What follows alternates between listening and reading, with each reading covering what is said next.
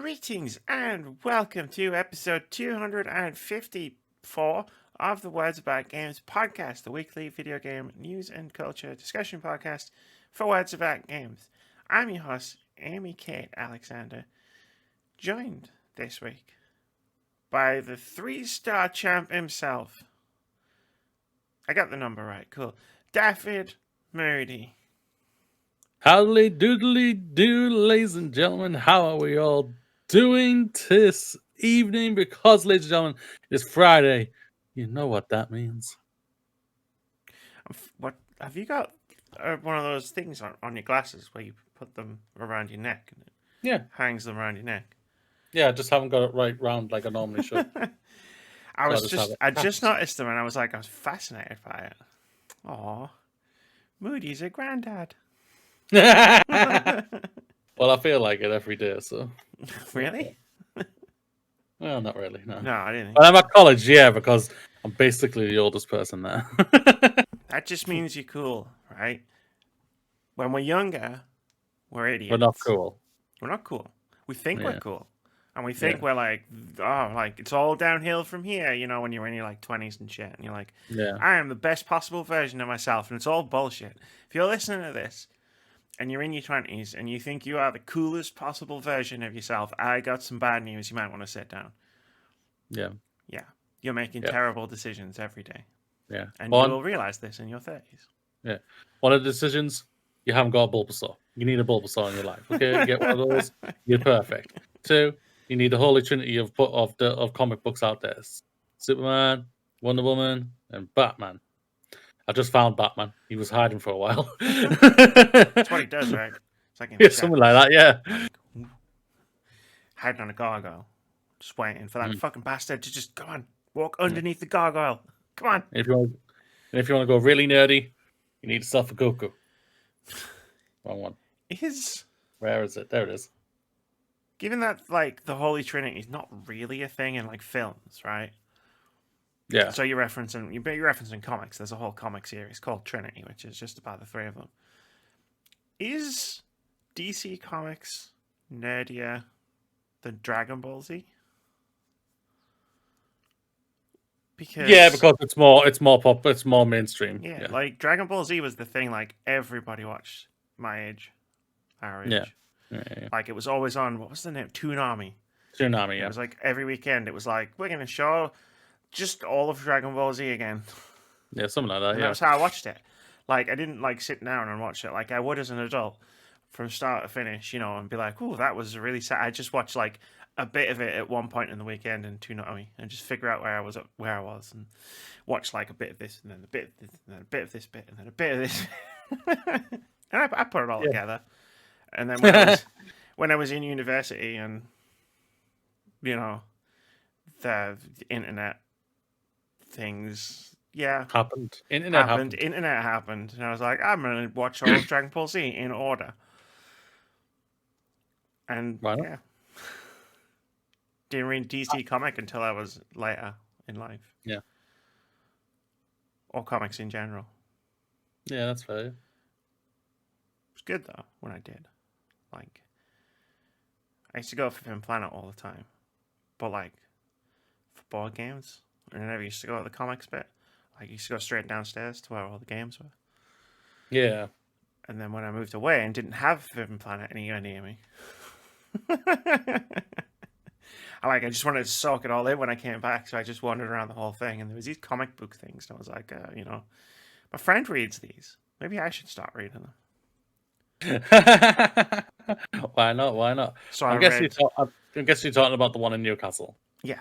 Yeah, that's sexy. Yeah. But the old one, because I only moved. I'm talking about where you go down the old one where you went down the little narrow staircase into the small room underneath where you could hear the metro trains going past. Yeah, the one I've gone into a couple of years ago must have been the newest one because they have one downstairs as well. Oh, it's huge. But it's huge downstairs, yeah. Yeah, it's nice. The old Forbidden Planet wasn't nice. It was dingy. But you know what? That was cool. That was fine. I liked it that way. Yeah. There's a Forbidden Planet closer to me in Middlesbrough, which is just wow. The one in London is wow. This You is wanna, tight. if you've never been to the one in London, we have to go sometime because fucking Jesus, that's a place to visit if you're a Is it? nerd. Oh yeah, big style. It's just the metro centre by itself, is More or less. it? It's one of the few things in London that I actually know how to find. Like without looking up a map or anything, like I can walk to it. You can just smell it. Yeah, that's probably what happened, right? Like I didn't visit last time I was there, and I regret it. But I didn't visit it because I was like, well, I'm coming back, right? So I'll just go Yeah. again. And Pandemic. if Yeah. only I knew. End of the world. It's the end of the world. He's like, only if I knew. You'll never visit a Forbidden Planet again. It was probably for the Yeah. best. It was never good for my bank balance. That is true. Like, they had some sexy ass statues. Like, when I was there, I was just like, there's a one with Sigourney Weaver. There's an alien one right there. I know it's pricey, but it'll be so... Oh my god, there's the Captain America shield.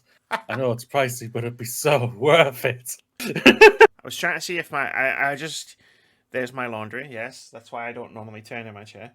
I was trying to see if I had my bag because the last time I was in Forbidden Planet, I bought a Legend of Zelda purse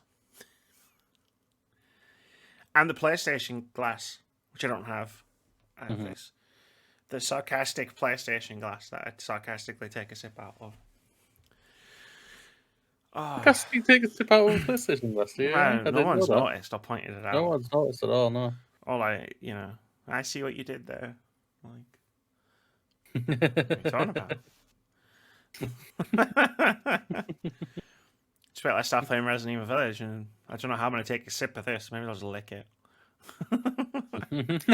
Sarcastically licking things. That's a thing, right? Yeah.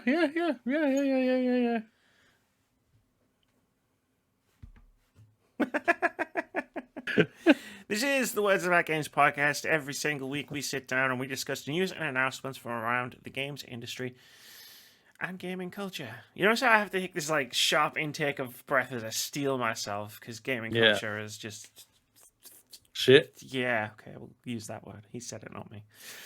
In this week's episode, we discuss EA driving people towards loot boxes in FIFA 21, a Riot Games employee role-playing a mafia boss in private messages, Capcom making changes to Resident Evil Village's demo rollout, and more. So maybe this week it's not so much the culture as it is the actual industry. There's timestamps in the description, below the video on YouTube, and in all the descriptions of the audio podcast. I mean, you can get this podcast on Anchor, Spotify, Apple Podcasts, Google Podcasts, and a few I've never even heard of. That's why I don't know their names. I could just write them down. But I don't. Because you know how long it takes me to make the most basic of changes to things like this. That is true, ladies and gentlemen. That is true. Yeah. So you can use those timestamps to skip things, watch things in any order that you please. Leave and come back. Watch the whole thing backwards. It's great. Come back and leave. Do whatever you want. Come back. Leave. Come back. Watch one news story at a time. Do whatever you want. It's cool. We don't mind. No, we're just happy that you're here. I want to get into scripted podcasts. I finally started listening to Welcome to the Night Vale. I don't know who that is. It's a scripted podcast. It's like fake radio. It's like a fake community radio show from like a fake town in America where like all the conspiracy theories are true. It's basically like, you know, the memos you find in Control. Yeah. It's basically like that, played completely straight in a community radio show where they're just like, where the host is just like, so the new dog park opened in town, and there's a few rules that the city council wants you to follow. Rule 1, dogs aren't allowed in the dog park. Rule 2, people aren't allowed in the dog park. Rule 3, do not approach the dog park. That kind of shit. And it's, you know me in Control. That's like true. Weird shit like that. It's my jam. I've listened to like 8 episodes. It's your new hobby. It is. There's 190 or so episodes. It's been coming out. And how long is each episode? Like half an hour. 20 minutes, half an hour. You'll get through that pretty fast. It's perfect for my commute, right? So like an episode lasts. So an episode lasts my commute, like on the bus and then on the metro. So by the time I get off the metro, the episode's finished. It's perfect. And then, like, on my break, I can listen to another episode, which is perfect again because it means I don't have to interact with anybody. We are not antisocial at all, ladies and gentlemen. I am not antisocial. I know who I want to talk to and who I don't. Let's just put it that way. I played D&D with 5 other people last night. I am not antisocial. I'm playing Among Us with like 10. That's true. I won't lie, like, after Elf's tweet yesterday, I was just thinking, wait, so what did they do to a door just to get through it? And I was like, I feel like I might have to join this one. I might have to see this one time, watch this one time, or whatever. We don't do it. Keith just, I know we're just so far away from video games right now. I don't even care. We tweeted. I don't know what she tweeted. Sorry. DM Keith, how would you like to knock at this door, barbarian, with my hammer? That was me. I knew that was you. It doesn't even say Amy on it. I knew that was you. They were like, "Oh, we need to get through this locked door," and I just said, "I've got a way to open a locked door," because my character in this one shot that we did had a giant hammer. Yeah, I can open a locked door. That's it. That's just how I roll. It's not too dissimilar to my main character in the main campaign. But yeah, no. I think when we moved in and everything like that, we have a chat and have a look at it. Maybe you're just gonna be sat there like doing some college work or something, and I'm gonna be sat next to you and just playing D&D and being the fucking I'm gonna be like this, like doing integrated coding in Unity, and I'm gonna just be like, I use this hammer and throw it at this person, and it's so mighty I win, or something like that. I'm like, you don't know. Okay, 1, no. 2, I did actually make a Thor reference last night. 3, you have to. You have a hammer. Yeah, I'll be ashamed if you didn't. I'll be offended if you didn't. Keith messaged me and everyone in the group the premise of the next campaign, because we're between like campaigns at the moment. Yeah. And me and Elfie had been talking about streaming the next campaign, so you might actually be able to get her to watch it.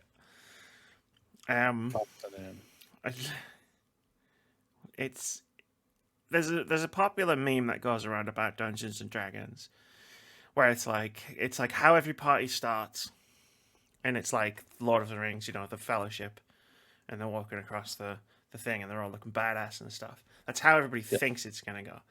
And then it's like how it actually goes, and it's like it's always sunny in the Forgotten Realms because it's always sunny in Philadelphia, basically. Yeah. But I think what our group did is, like, there was still this like epic story, but we just embraced the it's always sunny aspect right from the word go. Like we never thought we were gonna be like this epic party of badasses. We always knew we were just the cast of It's Always Sunny in Philadelphia. I was gonna say, wait, you're badasses? I mean, we have a moment, but we're idiots. Let's talk video games. Let's play video games. Yeah. You want to just get the fuck out of here? Look, I need to play Nier Replicant anyway. Like, I'm nearly finished the first ending. Like, do you want to just get out of here? Let's go. Cool. That was episode 250. No, I'm just kidding. I was just about to press disconnect there. Just for the heck of it. No. Leaked EA document says FIFA 21 is driving people to loot boxes. This is from Brendan Sinclair over at GamesIndustry.biz. He writes, an Electronic Arts internal document regarding FIFA 21 that was leaked to the CBC has explicitly stated the publisher's goal of pushing players towards its lootbox-driven FIFA Ultimate Team game mode. The 54-page document, which was provided to the news outlet by a, quote, gaming insider, addresses the game's performance so far and lays out the publisher's plans going forward. On a page of the document titled 5 Things You Need to Know, the third point emphasizes that players will be incentivized to convert throughout the summer, while the fourth point states, FIFA Ultimate Team is the cornerstone, and we are doing everything we can to drive players there. Moody, hold my hair back, I'm going to vomit. I'm going to vomit for real, not just as a joke. In another page titled Turning Up the Heat, the company says all roads lead to FIFA Ultimate Team, and lays out a strategy to drive excitement and funnel players towards FIFA Ultimate Team from other modes. The insider said he took the document to the press in light of research linking loot boxes to gambling, proceedings in various markets around regulating loot boxes as gambling, and numerous lawsuits over the practice. Quote, for years, they've been able to act with a layer of plausible deniability, the insider told CBC. Excuse me. Yet in their internal documents, they're saying this is our goal. We want people driven to the card pack mode. I don't know why anyone would ever put that in print at the company. It's getting harder and harder to defend what's very obviously unregulated gambling, end quote. An EA representative told the CBC the document was being, quote, viewed without context, end quote, adding that interpretations of what it was saying are, quote, misinformed. CBC says the representative didn't respond to a request to clarify those assertions. EA's attempts to push people towards its Ultimate Team loot box modes have drawn criticism before. In September, the company placed a FIFA 21 ad in an in-store magazine at a UK retailer, Smith's Toys, encouraging using virtual currency to open packs, the game's term for loot boxes. The publisher pulled the ad, stated it should not have been advertising FIFA points in that environment, and pledged to review its ad strategy, quote, to ensure each of our marketing efforts better reflects the responsibility we take for the experience of our younger players, end quote. In 2020, EA reported Ultimate Team modes represented 27% of its total revenues, or about $1.5 billion.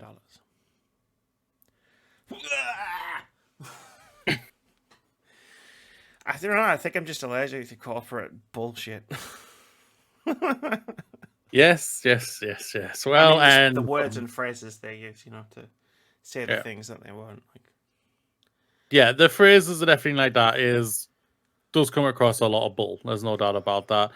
But that last sentence that you said at the end basically tells you why they're doing this, ladies and gentlemen. Why they're not only basically, it doesn't even seem like they are hiding this anymore than they've ever before. They didn't hide it very well the first time, but now they're just like, well, whatever. Remember, I feel like that they probably know this is probably going to be maybe the last time they can really do this, because I have this feeling it's going to get legislation's going to get put in soon. So they're they're just going to go full on hardcore as hard as they can, and they're going to shove this down your throat like crazy in the next game and everything. I don't agree with it. I think it's disgusting. It's vile and everything like that. But I do see why they do it, because $1.5 billion. I do see are unlimited income, right? Yeah. Look, right. I fucking hate them. I released a video. I don't like them. I don't like them at all. Years ago, about I fell down a loot box hole and spent a bunch of money and didn't have all this other stuff. Like I've walked over that history before, and I don't really feel like dredging it up again. But they're unlimited income.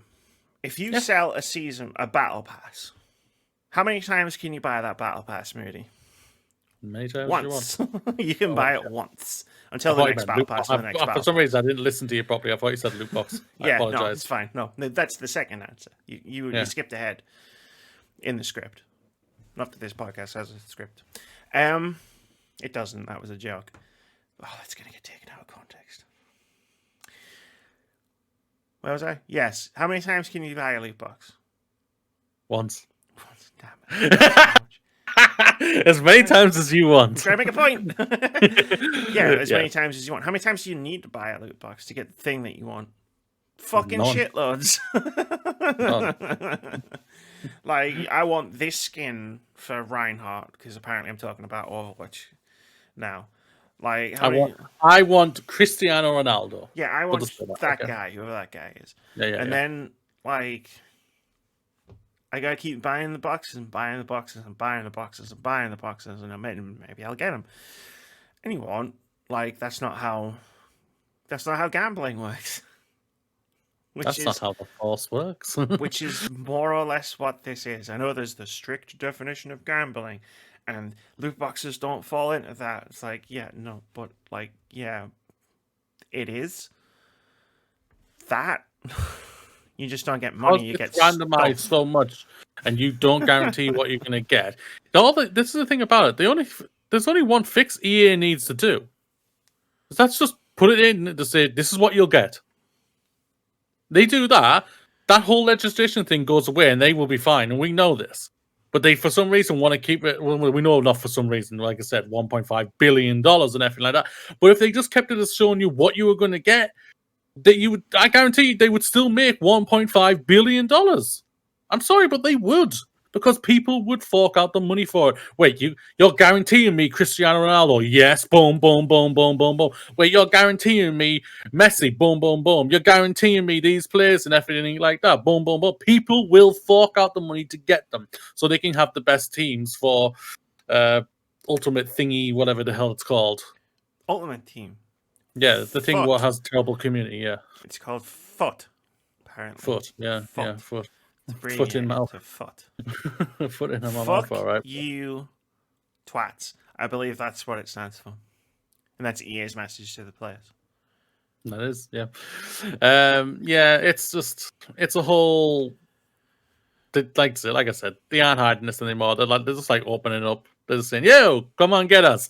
We know you're gonna legislate this crap, but we're gonna get as much money as we can before you do so." So, Which yeah. is really fucked up. Like, Yeah. I mean, we're just kind of scaring over it, but like, loot box, the people that loot boxes affect, like, if like the whales that people, that companies will obviously talk about because it's lovely to be talked about in terms like that. Like, aren't people who can afford this shit.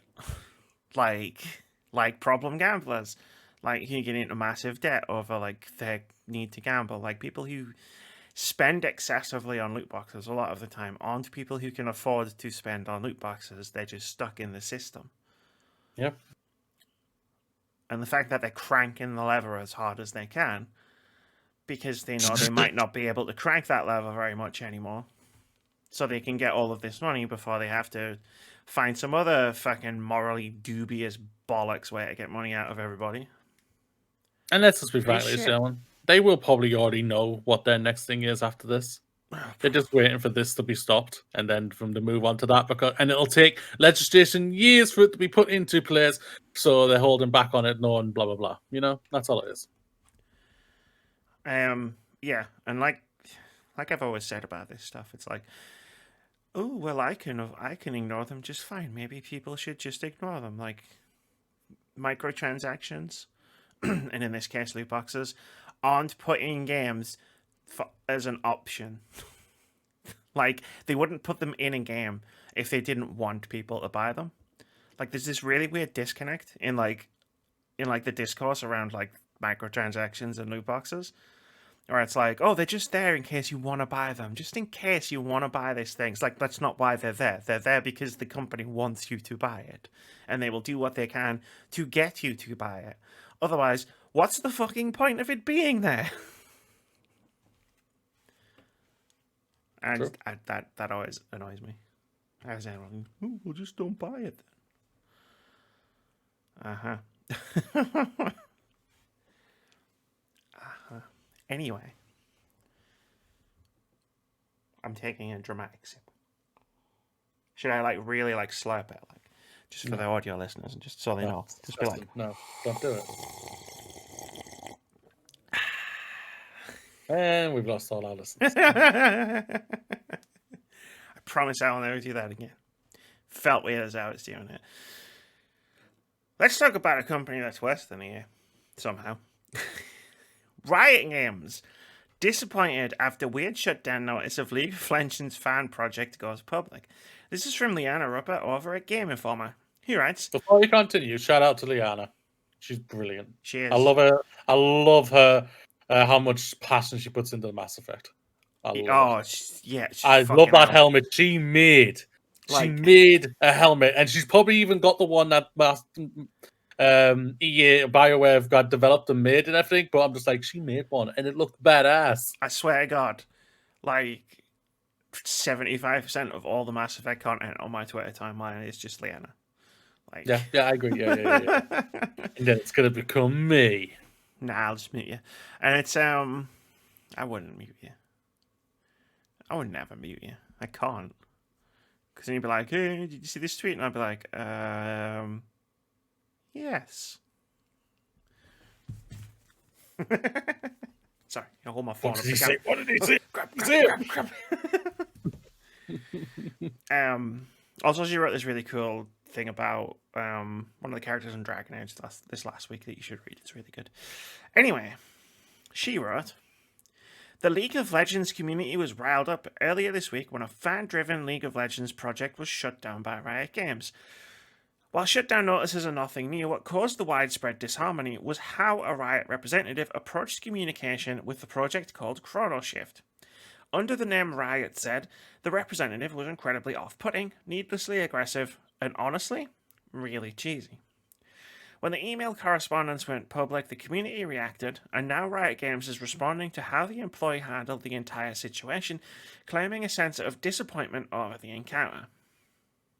For those that may be unfamiliar with this fan project, Chrono Shift is/was a legacy server that allowed players to go back to an older version of League that they enjoyed. The original shutdown email can be seen here in the article, I guess.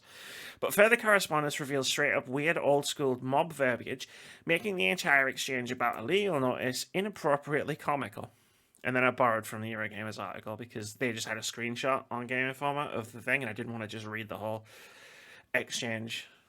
So? Although now I think about it, that would have been pretty funny if we'd just taken roles. Like, you be the player, the developer of the thing, and I'd be the mob boss. I mean, Riot Games employee. But anyway, a couple of paragraphs from Eurogamer. In the conversation, Zed established that Riot's legal team wanted the project to be shut down. Then things got a little weird. Quote, you've obviously put a lot of work into Chrono Shift, but I can assure you, Chrono Break is coming. Not the game, unfortunately. Zed said in response to the dev team removing some Discord channels. I'm on the security team. I find people and things, they later added. Oh, shit. Zed also demanded the developer hand over the Chrono Shift website and source code, along with the details about communications between dev team members threatening legal action if the developer didn't comply. And back to the Game Informer article. After the Discord conversation was sent over to Riot's legal team to confirm its authenticity, the company confirmed that the takedown notice was real and echoed a previous takedown notice sent to the Chrono Shift team back in 2020.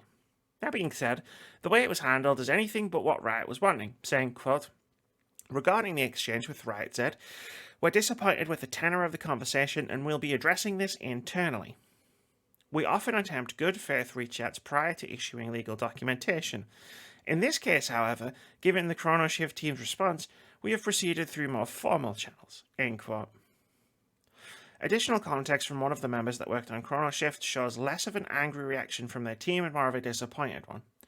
As spotted by the site, one person working on this project weighed in, saying, quote, instead of opening a conversation about the future and interest in this kind of project, they attempted what could be seen as an attempt to take advantage of our work for free and start taking legal action against us. To our best knowledge, and the assessment of the lawyers specialised in IT copyright we talked the project over with, we have not done anything illegal. They then added, we've been working on this project for almost 5 years and thousands of hours. We never asked for even as much as a donation during all of this time, paying all of our expenses out of our pockets. This project has always been about the preservation of the early seasons of the game that cannot be experienced anymore. A time capsule for something long gone that people still express a lot of interest in to this day. End quote. That's all editorial at the end, which is nothing wrong with. It's just that's what we are here to do. If I read that out, what would we have to talk about? Fucking wow. Like, wow, okay. I don't know who Riot Zed is, but I think you need to dial it back a little bit. Just a little bit. Okay, maybe a lot. So if I've got this right, and listened and reread what you've just said as well. So basically, he was basically keeping alive the old version of the games. So someone or some people were doing a WoW classic, right? Yeah. They were making their own version of League called Chrono Shift, and it was like the older seasons of League of And Legends. was this with or without Riot's backing? This is without Riot's backing. The issue here, Mooney, and the bit I want to discuss isn't the fact that they took it down. Whatever, they're allowed to do that. Yeah. Like I don't think we're going to disagree on that point. Yeah, true. As much of a crap fest Riot Games is, they did have it's their God-given right to take back what is their property. Yes. Yeah, it's like they can do this. Like even if you don't charge anyone for it, even if you don't take money to develop it, like they still kind of have to do this. Yeah. Sucks, but it's just the way the world is. Yeah. So going back, so basically, this Riot Z then got the League of Legends community, who are a toxic fan base in itself, to basically start harassing Riot Games, the company that they are founded off. Basically, is that what I've read right, or am I wrong? Riot Z was works at Riot and is part of the legal team, and sent the messages to the Chrono Shift developers as like part of the of the. Did you even listen to what I just said? It was a lot of mumbo jumbo. God, I tried. Okay, I mean, if I can't even get my co-host to listen, why are we even doing this, man? It's Riot Games. I don't listen to a lot of it when it comes to Riot Games, but no, I was just trying to simplify it in my own head. If I've got it wrong, then I'm wrong. I'll hold my hand up there. So Riot Z sent them the thing and was like, "Hey, stop," because legal, whatever, and then said, "Quote: You've obviously put a lot of work into Chrono Shift, but I can assure you Chrono Break is coming. I'm on the security team. I find people and things." So basically he's threatening them. Yeah. Okay. But like, not in the, hey, cease and desist. Like in the, I'm going to fucking break your kneecaps. Hey, I'm a gangster. I'm going to send my people after you. You'll be sleeping with the fishes. Yeah. I'm gonna give you another. You get the views. Yeah. Well, what the fuck? Yeah. Okay, I get it now. I get it. Like I said, all I need to do is simplify it because there was a lot of mumbo jumbo. Okay, I'm not gonna lie. How I'm getting distinctions in my college course is unbelievable because a lot of it's mumbo jumbo there as well. But don't tell my college, please. That said that. I'll make sure they never see this somehow. Ever again. Public podcast. Yeah, never. Shit. Can you just delete this part out? Flaw in the plan here. I'll just beep it all out what I just said. But yeah. Okay. Now I understand. Okay, yeah, guys, dick shouldn't have done that. You shouldn't have done that straight away anyway, because you already got a toxic fan base in yourself from the game anyway. So, and now you basically are now getting them after you for being a douche. Douches working at Riot Games? Perish the thought. So douches are rattling other douches so they can douche on their douches. That's a lot of douchebags. I mean, I don't know. I don't know the developers of Chrono Shift, so I'm not going to comment on whether they're douches or not. I can firmly believe that somebody who's a bit of a douche could work at Riot Games because, see previous library of past, 2 years of Riot Games coverage here where nothing good has happened. Ever. That's true. And I've only been here a year of it, ladies and gentlemen. Yeah. I'm doing catch up even from 2 years ago. Kill me. And it's never gonna end. I need to take just a week off from this podcast one of these days, I swear. Why? You know it'll burn down without you. It wouldn't. It hasn't before. I've had times off before, and everything was fine. And you never let yourself be off again. No, I would love to be off. I've actually begged sometimes. You've seen it. Like, I've begged people to come and give me time off when I've needed it. And here I am. I'm still here. Yeah. I know everything about Riot Games' conduct over the past 2 years. Everything. And I'm sick of talking about them. Let's talk about Capcom instead. Capcom will now give you a week to play Resident Evil Village's final demo, instead of just a day. This is from Ian Carlos Campbell over at The Verge, who writes, Resident Evil Village is nearly here. Oh god, it is, isn't it? Oh man, there's so many games. A week tomorrow. Oh god. Or week Friday. That is today, ladies and gentlemen. That's when you are listening to it. 50 hours of Nier Replicant to play, man. Oh god, don't do this to me, Capcom. Yeah. I haven't touched that yet. Yeah. I'm shocked. Where was I? And Capcom is giving you more time to play a piece of it ahead of launch.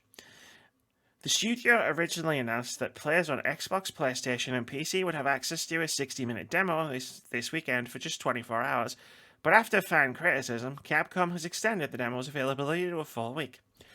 Village's final demo will still unlock on May 1st at 8 PM ET in North America, but availability will now end on May 9th at 8 PM ET, a 2-day overlap with the game's full release on May 7th. Capcom announced the change along with extended timeframes for both the United Kingdom and Europe on the game's Twitter account. Playtime for the demo will still be limited to 1 hour. In the final demo, you get to go to the castle and or the village. I just summed up a big paragraph in like one sentence. Yeah. I'll say what I said on Twitter when someone shared this with me. And I quote tweeted it and I said, "Oh, Capcom have realized that their bad idea was a bad idea." And fixed it. Yeah, sounds like it. Basically what it is. It was a silly idea what they did, why they did it. It wouldn't have made a difference if they changed their mind or not changed their mind. I won't lie, because this game's going to sell incredibly well, I think. Everyone is very excited for this game to come out next week. I'm guessing reviewers probably have it now. But like, I'm guessing. I guess. I think that. So I mean, if it's already, people already have it, right? From like in Australia, yeah. And stuff, so. Aussies, be quiet. Even though me and Amy know about it, be quiet. Yeah, don't do it. Like have a Foster's. We know. Just have a Foster's and stick a. That'll loosen their lips up. Don't have a Foster's. Stick something on the Barbie. And just chill. Kill a couple of your poisons and poisonous snakes, because they don't do anything for the environment. Just be chill. But no, like it. Yeah, I could see. Like I said last week when we talked about how stupid it was. Like I could see what they were trying to do. They misjudged it. It's terrible, and by all accounts, it didn't work. Like to create buzz for the game, it just didn't, because people can't really schedule their lives around playing a demo. Yeah. If it was a week from the get-go, we probably wouldn't even be talking about it. So. Oh God, no! We would have just been like, "You gonna play it?" And I would have been like, "No, not really. It's a week before the game comes out." Yeah, I haven't even touched it. I haven't even touched just the first demo. Well, actually, I couldn't touch the first demo because it was on PlayStation. I played the first demo because it was separate from the game, and was like months before the game came out.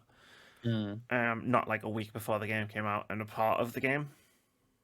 Not really bothered about playing that, because I'm kind of going to play the game anyway. But yeah, like it's just really weird. Like the Resident Evil 7 demos, like, were just fucking brilliant in the way that they executed them, right? Like Kitchen. It all started with Kitchen, which was like the super secret horror VR demo that like a small handful of people got to play, and it was amazing. And like you'd always hear about it, right? Like I was one of those people. Actually, I never heard of Kitchen at all until I saw the reveal at E3 when it was revealed. Oh shit, that's fine. Because it was like 7. A whisper. It was a myth. Yeah. I mean, I was one of those people. I was like, like I'd played it at EGX, and I was like, hit this fucking Kitchen thing, man. It's Jesus. Like, it's fucked up. It's scary. It's fucking brilliant. And Give me more. And then, you get to E3 and it's just like, hey, remember Kitchen? It's Resident Evil. And people like me were just like, oh my God, I didn't even know. Like, I played it. I didn't even fucking know. And then, like, they rolled out, like, the one demo and then the second demo. The timeline on that's really fuzzy. There was the one demo they released at E3, but then the second demo they released, I can't remember when it was, but it was, again, I played it at EGX before other people played it. And ended up on Capcom's official reaction reel, Capcom UK's reaction video reel that they put out because I was playing it in VR and it scared the fucking piss out of me. So it did what it was meant to do. Yeah, you can't. There's no sound. It's just literally people like reacting, but you can very clearly see me swear multiple times. In that video with a VR headset on. Like, it got me good. And like, I'm so excited for Resident Evil 8 7 was so good. And this sounds great and looks great, and it's only a week away. I'm about to play so much Nier in the next week. Because I know I'm not touching it once Resident Evil comes out. There's 5 endings in that game, Moody. As well? There's 5 endings in that game. I gotta get the endings. Well, you only need one ending, so it's all right. No, I need 5. That's not how Nier works. That's not how the Force works. This isn't like Resident Evil. I don't know what game. Resident Evil 3, where it's like, oh, you just get one ending and all the other ending. No, you have to get all of the endings. Otherwise, you don't know what the whole story was. So you have to. Oh man, I was reading about it. You have to do the game. You've heard of this thing called YouTube, right? I'm not doing that. I don't do that. Like, I want to play them. Like, what would be the point in watching the ending? Like, so how the endings work in Nier? We're doing future Amy timestamp. Nier Replicant ending tutorial. So the endings in Nier Replicant aren't just like you beat the game and then you get one of the 5 different endings. You basically you play the game from start to finish, and then you get ending A. And then, because like halfway through the game, there's like a part 1/part 2. Then when you hit a new game, it takes you back to the beginning of part 2, and you play through it again, but different stuff happens. Like you see different cutscenes. I don't know what they are. I haven't got that far yet. And then you do the same again for ending C. Play through the second half of the game, different stuff happens, and then there's a choice at the end of the game. So you choose one option and you get ending C, and then you reload your save file, you choose the second option, you get ending D. The game deletes your save file. Then you start a new save file with a different name, start playing through the game again. Once you get to a certain point, which I think is like 2 hours into the game, it does a whole thing and different stuff happens again. And that's why you can't just YouTube the endings. It's great. Nier Automata did the same thing. It's just, such a video game way of telling a story. It's the fucking best. Trust me. Yeah, I'm going to return my copy now. You are missing out. You sure are the I am. reason we can't have nice things. I get over it. Okay. Trust me. We're going to talk a lot more about it soon. But maybe not this Monday. Ooh, foreshadowing. It's great because, like, I don't have to have anxiety about getting the wrong ending or making the wrong choice because you just get all of them. Like catching Pokemon.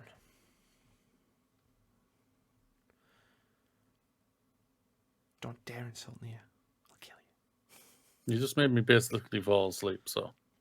Oh, good. Well, yeah, are we? You're gonna. This is how you're gonna be, is it? I see.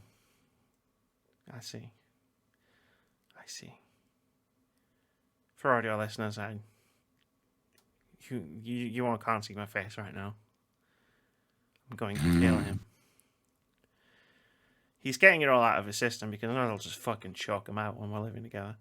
Microsoft's gaming revenue shoots up 50%. This is from Wesley Impool over at Eurogamer. He writes, Microsoft announced the results for the third quarter of its 2021 financial year, and gaming is booming. For the quarter ended March 31st, 2021, gaming revenue increased 50%. Microsoft said it's seeing, quote, record engagement and strong monetization across our platform, end quote. As for the Xbox Series X and S, which launched in November, Microsoft saw demand that significantly exceeded supply. Microsoft did not reveal a sales figure for either console.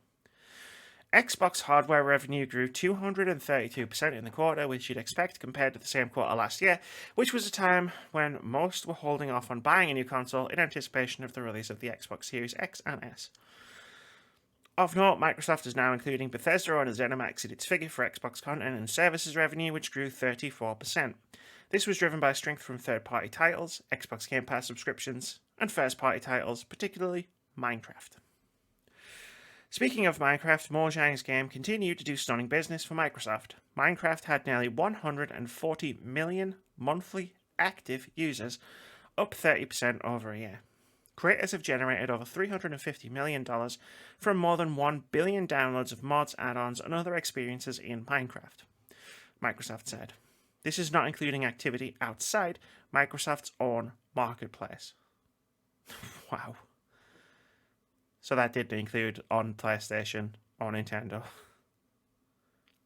Fair. Microsoft boss Satya Nadella said in... Did I just say it? No. Okay. Said in an investor call that, quote, as games evolve into metaverse economies, We are building new tools to help anyone sell creations on our platforms, end quote. We've already mentioned Minecraft playing a big part of that, but Nadella also name-checked the brilliant Flight Simulator, which has a vibrant marketplace from which people sell content directly within the game. Looking at the next financial quarter, Microsoft said it expects gaming revenue growth in the mid to single high digits. It also warned significant demand for the Xbox Series X and S will continue to be constrained by supply. Xbox content and services revenue will decline in the mid to high single digits, Microsoft predicted, in the face of strong prior year comparisons. The lockdown gaming boom. A lot of people play Minecraft. Yeah, that's true. But Microsoft, let's just speak frank here. You're not giving us the proper figures here. The figures that everybody wants to know. Like, we're going to be talking about it with PlayStation in a minute. But what are your sales for the consoles, Microsoft? Give us the numbers. You know that's what the console wars, the fanboys and girls and everybody out there wants to know. I'm Joshing, ladies and gentlemen. Congratulations, Microsoft. This has been an incredible financial year for you. There's no doubt about it. You've really done incredible. Game Pass is the best thing in gaming right now. The best thing in gaming. There's no doubt about that. You brought in Bethesda, adding in even more money to yourself by spending $7 billion, but you already repeated the costs for that already. So, like, brilliant and well done on that. Just on that note, the Bethesda thing, I want to say, just as somebody who, like, thanks to a Twitter poll, has to play Dishonored now. I didn't actually own it before, so thank you for bringing that game to Game Pass for me. Yeah, it's well done. Doing an amazing time. Well done. Yeah, it's good. It's good shit. Like, it's nice to see Flight Sim get name checked because, it's not my kind of thing, right? When it comes to console, I might give it a shot just to see what all the fuss is about. But it'll probably blow my console wide open. Is it already there or is it not? I don't know. I'm not paying attention either way. I might try it. Let me check. Flight Simulator. I just want to try it to fly over my house. Xbox. I think that's what everybody wants to do. I know. I think everyone did that. Hey, I can go to my house. Oh my god! No, it's coming. It's coming this summer. So I might give it a try. It's not. I bet it's only on. I bet it'll only be on. It'll only be on the X and the S. On the series consoles, yeah. Yeah, like the Medium is a bullet I apparently dodged. Yeah, they're not going to tell you how many consoles they sold because they don't really care. I mean, they care because it makes them money. I also like it. If they didn't care, they wouldn't do it. So they care, but it's just a place where they can sell you Game Pass because that's what they want. Recurrent user spending.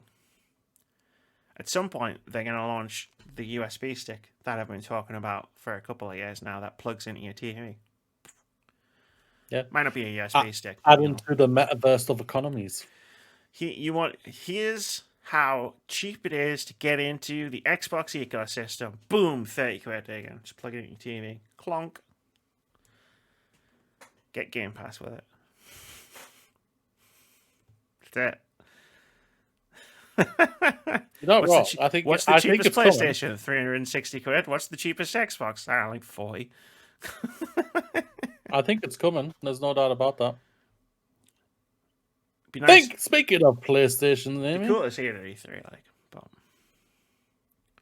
E3 is going to be lit this year for Microsoft, and you can take that prediction to the bank. But speaking of people who aren't going to be at E3, Sony reports 7.8 million PlayStation 5s shipped in PlayStation's best year ever. I was going to make a really easy joke about that headline, but I'm not going to. This is from Andy Robinson over at VGC. He writes, Sony's gaming business has reported its best ever year in terms of revenue and profit as early PlayStation 5 consoles shipped tracks ahead of its predecessor. In its latest financial results published on Wednesday, the corporation said its game and network services division had generated revenues of around $25 billion and profits of around $3.2 billion for the fiscal year ended March 31st, 2021. As shown by Nico Partners analyst Daniel Ahmad in the graph that's in the article, this represents a record year for Sony's gaming division. 3.3 million PlayStation 5 consoles were shipped in the first 3 months to March 31st, Sony said. This means total shipments reached 7.8 million in the first 2 quarters since launch in November, which surpasses the 7.6 million achieved by PlayStation 4 during the same timescale. It's worth noting that PS5 launched in more territories than PS4, which didn't arrive in countries such as Japan until months after the US and Europe. Sony said that although it expects the shortage of hardware components to continue during its current fiscal year ending March 31st, 2022, its current target is to exceed the 14.8 million PS4 consoles shipped during its second year. 338.9 million games were sold in total during the fiscal year, Sony said, 58.4 million of which were first-party titles. More than half, 65%, of PS4 and PS5 games sold during this period were digital downloads, because there was a lockdown. PlayStation 4 has now sold 115.9 million units, Sony said. This represents an increase of around 5 million units since this time last year. PlayStation 2 is Sony's most successful console, with some 155 million units shipped in its lifetime. It's also like the most successful console in the world ever. The biggest driver of revenue for Sony during the last quarter was software, which generated $6.22 billion, and add-on content, $8.59 billion, including microtransactions and DLC. Sony has said on Wednesday it will aggressively invest in its first-party studios during its current fiscal year, in addition to partnering with external game developers on exclusive games. Another key profit driver was PlayStation Plus subscriptions. According to Sony, total PS Plus subscribers have increased by around 15% year-on-year to 47.6 million. Sony's record gaming network figures mean the corporation has finally broken the cyclical profit and loss cycle it suffered since the launch of the very first PlayStation. I said PlayStation a lot there. You gotta say a word so many times it starts losing its meaning. Probably, yeah. Congratulations, Sony and PlayStation. They've had a successful launch and everything like that. Yes, like, what, 3 million of those are by scalpers, but who cares? They won't care. They've got the money. Damn it, that's the joke I was going to do. Sony reports 7.8 I jumped right million. into there because I knew that's what you were going to say, because you want to slam so hard on them to be pokey-jokey against this and everything, and I know you do. Sony reports 7.8 million PS5 shipped, 2 million of which ended up in the hands of actual consumers. That's I already got that before you, so you lose. Yeah, it's been a very successful, just like it was for Microsoft. Sony are obviously profiting and doing an amazing time and everything like that. Yes, the pandemic has helped both of them. There's no doubt about it. Like Microsoft said, what they were up by like 50% thanks to the pandemic, basically. Sony also had a good little burst from the pandemic, and it's just the same with Nintendo as well. Whenever we hear about Nintendo's financial year figures, whatever. But yeah, gaming is a vibrant time, ladies and gentlemen, and everybody's buying video games. Yeah, everyone's buying video games, which we like. We like video games. Hmm? We like video games. Yes, we do. I'm not sure I like people that much. Have you met But them? we proved that already, so. Yeah, Sony made a lot of money. Congratulations to them. There's nothing really like specific, like, you know, when we talked about like Minecraft and Flight Sim and stuff and the other one, there's nothing really I can specifically latch on to it here where it's like, oh wow, lots of people are playing something. Playing games on PlayStation, and that's all they want at the end of the day. I mean, I'm playing most of my games on PlayStation. Playing Nier right now. Literally right now. I'm literally ignoring Moody and just playing Nier. Sounds about right. I wish.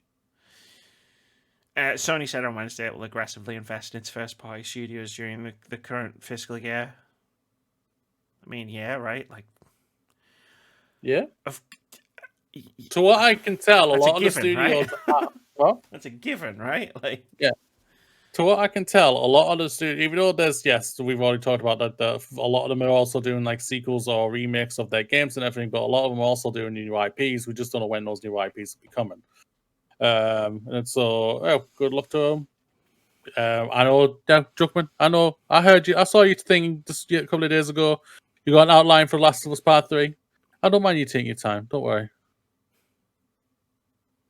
Yeah. I wasn't gonna. I don't need crying. I don't need to cry anymore after that game broke me last year. But yeah, well done, Sony. Congratulations. Yeah, definitely. Congratulations, Microsoft. Yeah, I wasn't gonna add the Last of Us Part 3 thing in there. Like, I didn't really see it as news. Yeah. He's got an outline for it, of course he has, because Mhm. they're gonna make it at some point. Yeah. Duh. You'll Duh. probably be the last hurrah of the PlayStation 5. No, it'll be the launch title for PlayStation 6. You know what? I approve of that message. After they remake The Last of Us Part 1 for PS5, and then they remake The Last of Us Part 2 for PS5, and then they remake both of them for PlayStation 6, Fuck!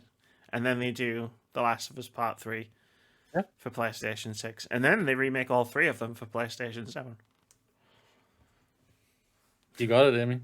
You got Or it. they could just make Last of Us Part 3 for PlayStation 5, but hey, what do I know? Most game devs don't think Steam earns its 30% revenue cut. This is from Tyler Wild over at PC Gamer, and I'm just going to say right now, no, they don't. I mean, I'm getting So you're ahead gonna of have the to listen to the article and then just agree, and then let's move on. story. Steam is the dominant PC game distributor by far, but the majority of game developers don't think Valve is earning its 30% revenue cut. In a survey of over 3,000 game industry professionals, mostly from North America and Europe, only 3% said that it's fair for stores such as Steam and GOG to take 30% of their revenue. Another 3% said that more than 30% is justified, which the article notes is a strange answer. But most think the cut should be lowered. 43% said that a 10% or 15% cut is justified. The question, which appeared in the 2021 GDC State of the Game Industry Survey, was worded, quote, "What do you think is a justifiable amount of your game's revenue for digital storefronts, e.g. Steam, Epic Games Store, App Store, to take?" End quote. A similar question was asked in GDC 2020 survey, although it was aimed directly at Steam. Quote, "What do you think is a justifiable amount of your game's revenue for Steam to take?" End quote. In that survey, just 7% of respondents said that 30% or more was justified. 2019 survey posted a yes or no question asking if Steam justified its 30% cut, and Valve didn't fare well there either, with 32% of respondents said no and 27% said probably not. The 30-70 revenue split, which once seemed like an immutable industry standard, has been heavily scrutinized in recent years, in part because Epic Games came out swinging in late 2018 when it launched the Epic Games Store. Epic declared that a 30% cut is unreasonable and set its fee at 12%, directly challenging Steam, GOG, and the Apple and Google App Stores.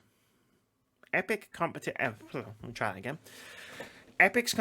didn't scramble or join in, but it has budged. Steam lowered its cut, though only for big publishers who've brought in over $10 million on the platform. You just feel me, just like clench my fist. I don't know if you felt me clench my fists there, but it happened. Apple took the opposite approach, a disturbance in the force. As if Amy was trying to force choke Steam as a platform.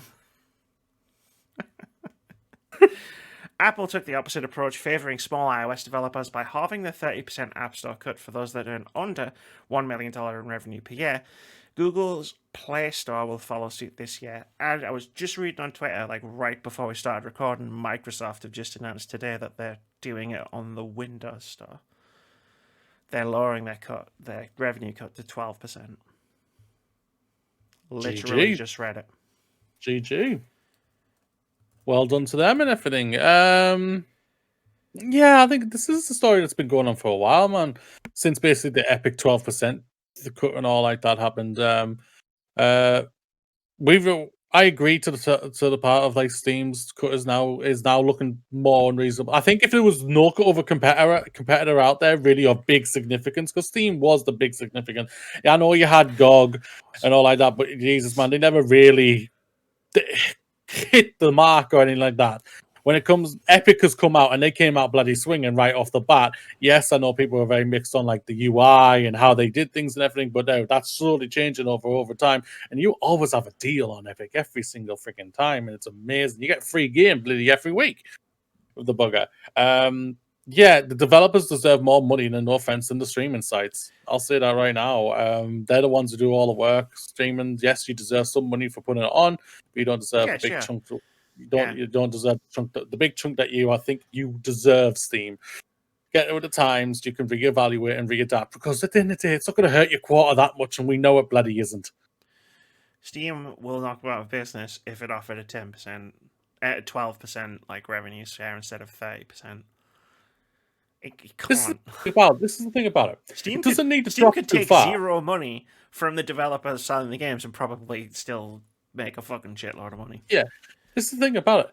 They don't even have to drop even under the 12%.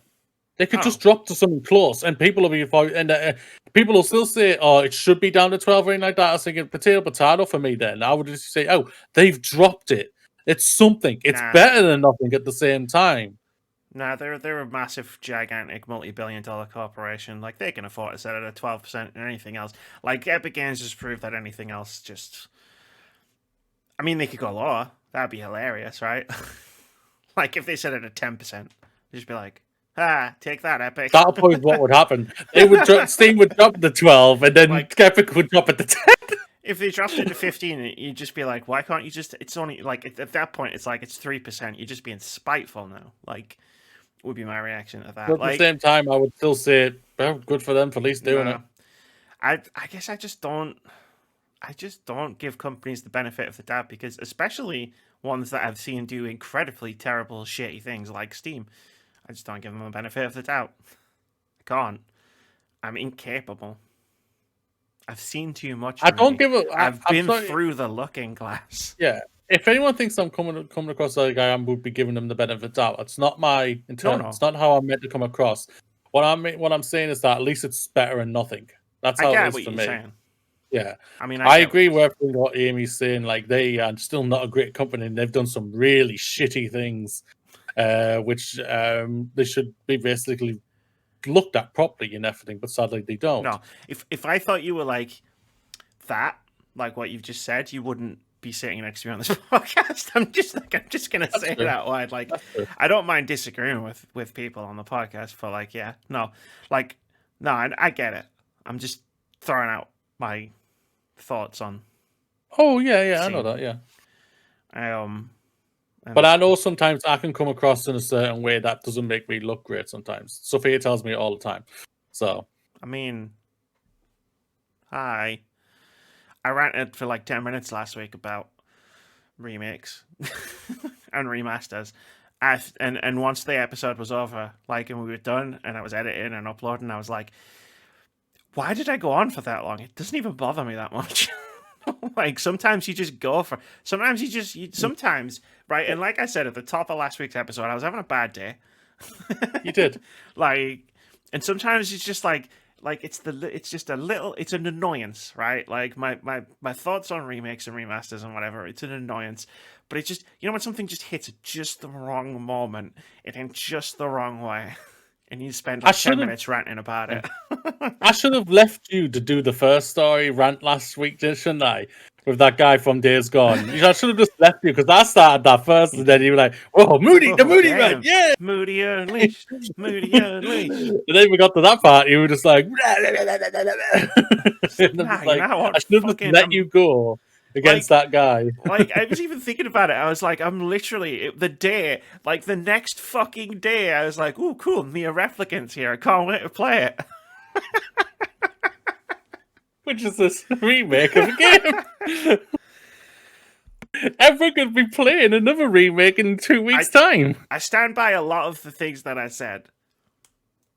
Especially the part about The Last of Us being remade. It's just unnecessary, but... I think I went all in on Knights of the Old Republic being remade, and it's like, yo, I stand by the part where I said, could you not just make KOTOR 3 instead? And... old games still have value, but like the unhinged raving like towards the end of that was probably a bit much. Yeah. I can't wait for it to happen, boys. Next week, where we're talking about it again. Nah, you gotta understand, Mooney. I'm not gonna get into Mass Effect as quickly as you. Oh yeah, I am excited for that. I'm just excited to replay 1. To replay this on my PC with a controller, because I tried playing it on the keyboard and mouse, and it was just like, how did people do this? Why won't you listen to me? For me personally, playing on the correct type of platform or console, I pushed the button in the middle of my controller. But I'll be able to do that now. Ooh, get you. PCs offering all the functionality of consoles from the 1990s. I don't regret that. I hate PC as a gaming platform. I can never get the fucking work right. So I just gave up and bought a PS5. She can't. That's true. She cannot. I put a disc in and I go. That's it. And it's great. It installs it and then I play it. Yeah. GDC Survey Part 2. 44% of developers have had their game delayed by COVID-19. This is from Brendan Sinclair over at GamesIndustry.biz. He writes, as the pandemic drags into its second year, it appears to be having a more pronounced impact on release schedules. The Game Developer Conference today released its annual State of the Industry Survey today. You used today twice. See me after class, Brendan. Showing an uptick in the number of respondents who had seen their projects delayed as a result of the pandemic. Of the more than 3,000 developers who answered the survey, 44% responded that their current game had been delayed due to COVID-19. 49% said their games hadn't been delayed, while the remaining 7% didn't have a game project at the time of the survey. In last year's survey, 33% of respondents said their game had been delayed. The 2020 poll was conducted in June, so the answers would have reflected delays in roughly the first 3 months of the pandemic.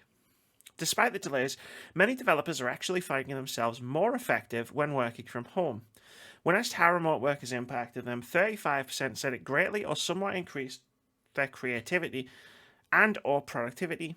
32% said there hadn't been much change, while another 32% said their creativity and or productivity had greatly or somewhat decreased. There was also a greater uncertainty around the question of unions. Was there though? When asked if the industry should unionize, the yes camp dropped 4 points to 51%, and the no camp slipped 2 points to 14%, while the maybe crowd picked up 3 percentage points for 24% of responses. So yes is still ahead. So I was going to say, it's like, is there though? I don't think there is. Yeah. They should just before we talk about the COVID delays, they should definitely unionize. I am sick of reading the horror stories that come out every few weeks. You should unionize. Or join a union. That's what I'm going to say on that one.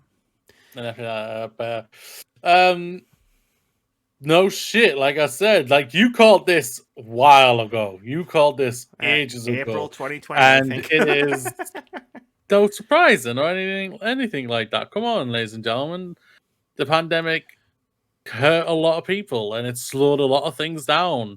I haven't been to the cinema for a year and a half. God, the last film I went to see at the cinema was Little Women. The last one, I think, I don't know if it was Sonic the Hedgehog or if it was Onward. I think it was Onward. I think it was the Pixar. I went to the cinema to see 1917. Changed my mind at the last second and went to see Little Women. I still haven't seen 1917. Hear me. Little Women's a great film. 1917 is a better one, though. I don't think Little Women is a great film. I know. Also, let's not compare a war movie with, Little Women. That's true. Like, but going back to this, yeah, are we surprised? Come on, ladies and gentlemen. Come on, honestly. No, I mean, yeah, it's nice to be able to go, duh, I said, but it's reportable, and it makes sense. Like, the delays for COVID were always going to be exponential, right? Like, less games were going to have been delayed last June than now because we've been under these conditions for longer. The interesting part is the part about productivity and creativity. 35% said it increased their creativity and or productivity by working from home, which I think is an interesting statistic. While another 32% said creativity or non-productive with creativity or somewhat decreased. And I would be in that camp and everything, because when it was for college and everything like that, it was sometimes a struggle just to get motivated and everything. Like, I've been back physically this week at college, and I was just like, boom, boom, boom, boom, let's get going, let's get these typing, let's get these going type of things going and all the time. And for me, if I was in this situation, I'd probably say no, just leave me in the office, okay? I'll be okay. Everybody else can go. And I'll self-isolate inside the office. Yeah, I'll be fine. There's a beanbag there. Or something like that. But no, yeah. What I think it highlights is, because it's a very even split, right? It's 35% of respondents saying it increased their productivity. It's 32% saying it decreased it, and it's 32% saying there haven't been much of a change. And what I think, and I think you can extrapolate this to the wider view of like society in general, but we're just going to focus on video games because this is the Words About Games podcast. Literally says right there, words about games. So we're just going to talk about games, but like flexibility in the way you allow people to work, like, because it turns out not everybody's the same. Some people will have their productivity affected negatively if they're forced to work in their home environment. Some people will be more productive, will be more creative. And there should be a solution in place whereby you cater to both of those groups. People who are going to be more productive or creative at home should be given the tools and ability to work from home, even after this pandemic is finished and everybody's rushing back to the offices. And people who are more productive or creative in the office, yeah, sure, work in the office. And then the people who don't care, I don't know, do whatever the fuck you want with them.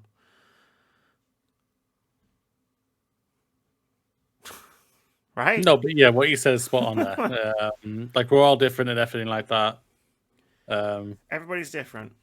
I think maybe a balance needs to be brought up then, maybe. Yeah. I'm thinking, people who prefer to be at home workers, like for me, I think what's helped me is, like, obviously, I'm out of my house. House is house, home is home. This is me time, not work time type of mentality. As I know, I'm out of the place. I'm at my workplace type of mentality. That's where I'm there. You got me. I'm focused on this. This is what I'm doing. Nothing else around me or anything. But when I'm home. I'm podcasting review, playing games, chilling, watching random shit on the TV. Yeah. Whereas for me, it doesn't bother me. Like, obviously, like, I do a lot of work sitting in this chair for this, the other podcast, the whole retrospectives, and weirdly, I don't write here. I don't write at this desk. I take this and I go downstairs, and that's where I do my writing. Yeah. I don't know why. It's weird. Yeah. That's really weird. Like, I can write here, and I've done it before, but it's just like, I don't know, I feel more productive. Probably because I'm away from here everything, right? Like, I've got consoles, I've got everything on this computer, whereas like I just take the Chromebook out the way, and I just sit down and I just go bah, and the Murder She Wrote theme plays, and I'm like writing like thousands upon thousands of words about like the smallest detail of a video game. The font they used in Control,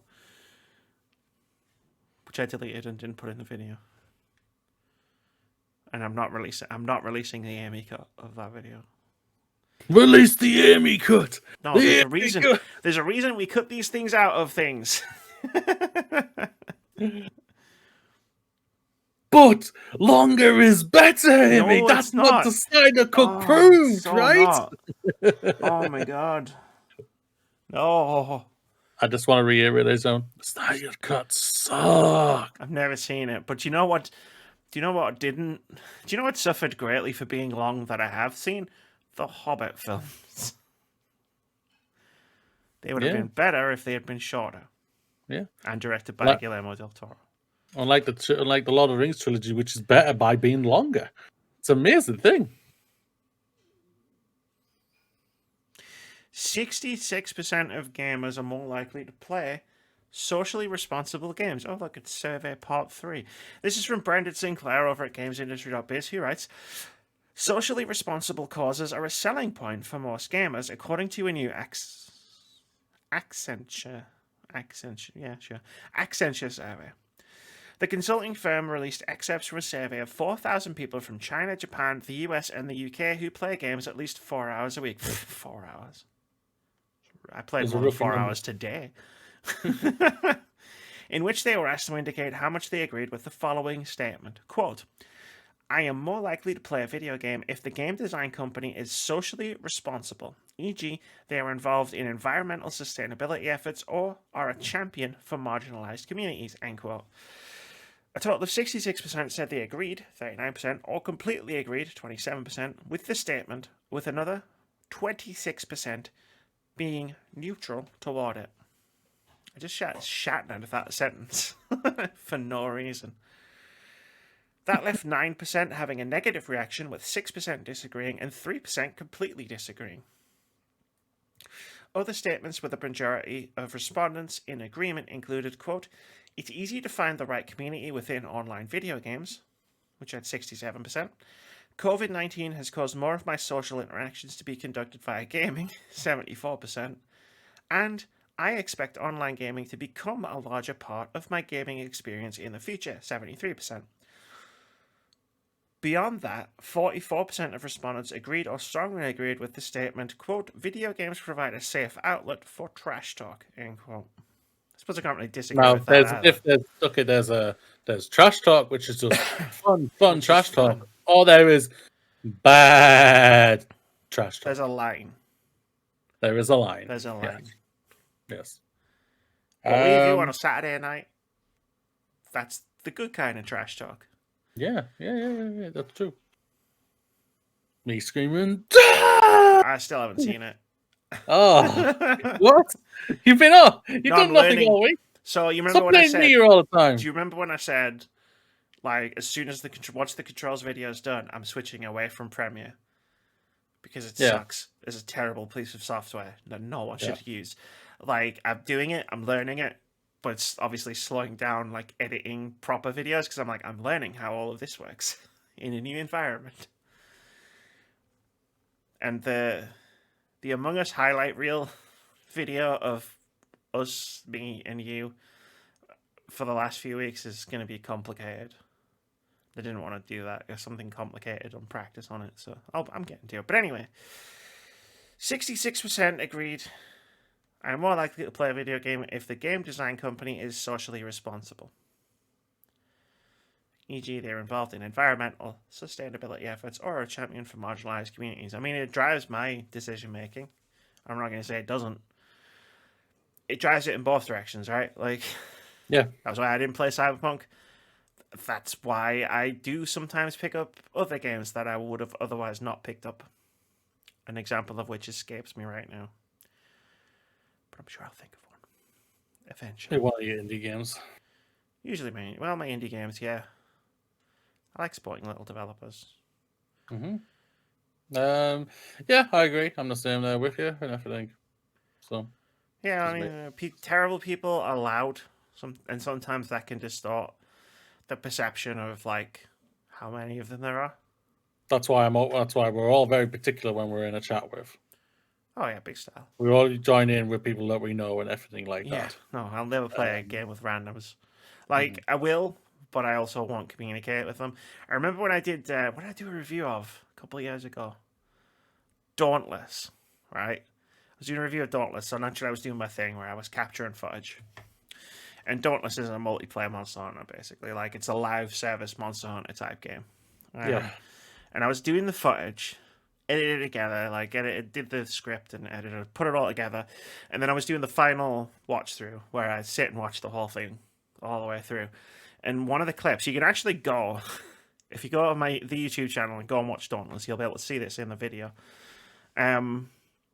I realized there was like 2 different sections of the video with like footage I used in the video. It has like a chat box in the bottom left corner of the screen where I had to put a box over it because I suddenly realized there was a lot of racial slurs being thrown around in the chat box that I'd been ignoring while I'd been playing.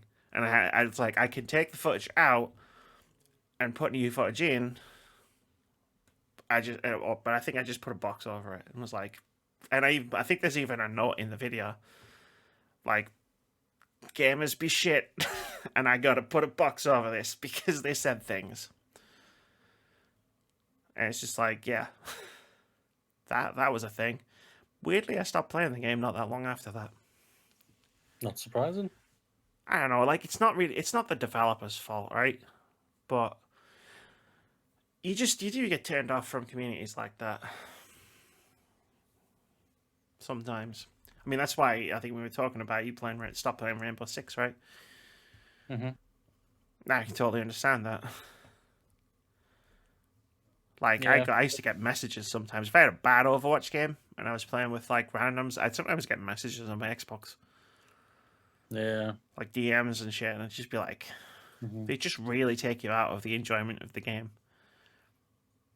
But then I'd play with Yeah. foxes and it would be Yes, fine. even I read sometimes, and I did some stupid stuff. I didn't like do anything, say anything really, really bad or anything like that. But it was just like, you suck. How did you do this? How did you miss that, mate? Come on, and everything like that. And I over admit I've done that. Like, and I was just like, wait, this is turning me into something that I am not. Yeah. I need to stop. So basically, I looked at it myself and just The went, thing I nah. always think, and it's always in my head, mostly because of game criticism and doing game criticism and knowing a lot of people in the industry, Yeah, like either personally or just like professionally or like from a distance on Twitter. There's like there's a fair few developers that I'm mutuals with on Twitter, and like I always try to have that voice in the back of my head that is like whenever I make a video, whenever we're doing a review podcast, I'm talking about a game, or I'm making a retrospective, we're doing this podcast, like we're talking about people, and I always try to be constructive, right? Like if I don't like a game, I am obliged to say I don't like a game, but like I like to think, except on the odd occasion where it's happened, I'll never just like sit here and be that angry YouTuber who's like ranting and raving about how this game's shit, everybody who made it's fucking lazy and this and that and the other. Like, no, there's real people on the other end of that. And I always try to have it in the back of my head, and I've slept up a few times while playing online games, but it's the same.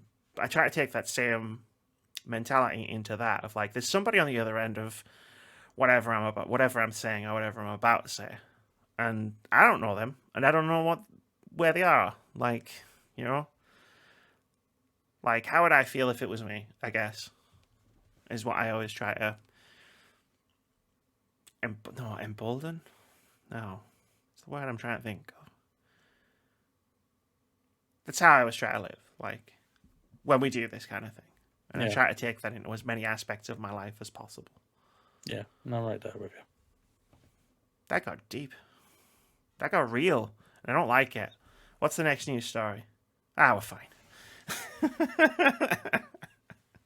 Respawn Entertainment wins an Oscar, a first for gaming companies. This is from Liana Rupert over at Game Informer, who writes, Respawn Entertainment is out here making history during the annual Academy Awards ceremony. The Electronic Arts studio just took home an Oscar during the 93rd edition of the show, making it the first gaming company to boast a win. I made that joke in the Control video. Did you? Yeah, Oh, yeah, you did. I made a joke about that, and then it happened. You're welcome, Respawn. Respawn Entertainment and Oculus Studios have won an Oscar for Best Documentary Short during this year's Academy Awards ceremony for a documentary called Colette from Medal of Honor Above and Beyond. Medal of Honor Above and Beyond is a VR experience rooted in real-life World War II history. Immersive and highly interactive, the game on its own is an enjoyable experience, but what many might not know is how positive of an impact it has for veterans and shining a truthful light on American history. Unlike other games that say they're showing Unlike other games that say they're showing an honest reflection on US history, Above and Beyond truly captured something raw with its VR experience. That realness was brought to the forefront through a series of mini-documentaries that helped make up the game. The win for Colette celebrates a tumultuous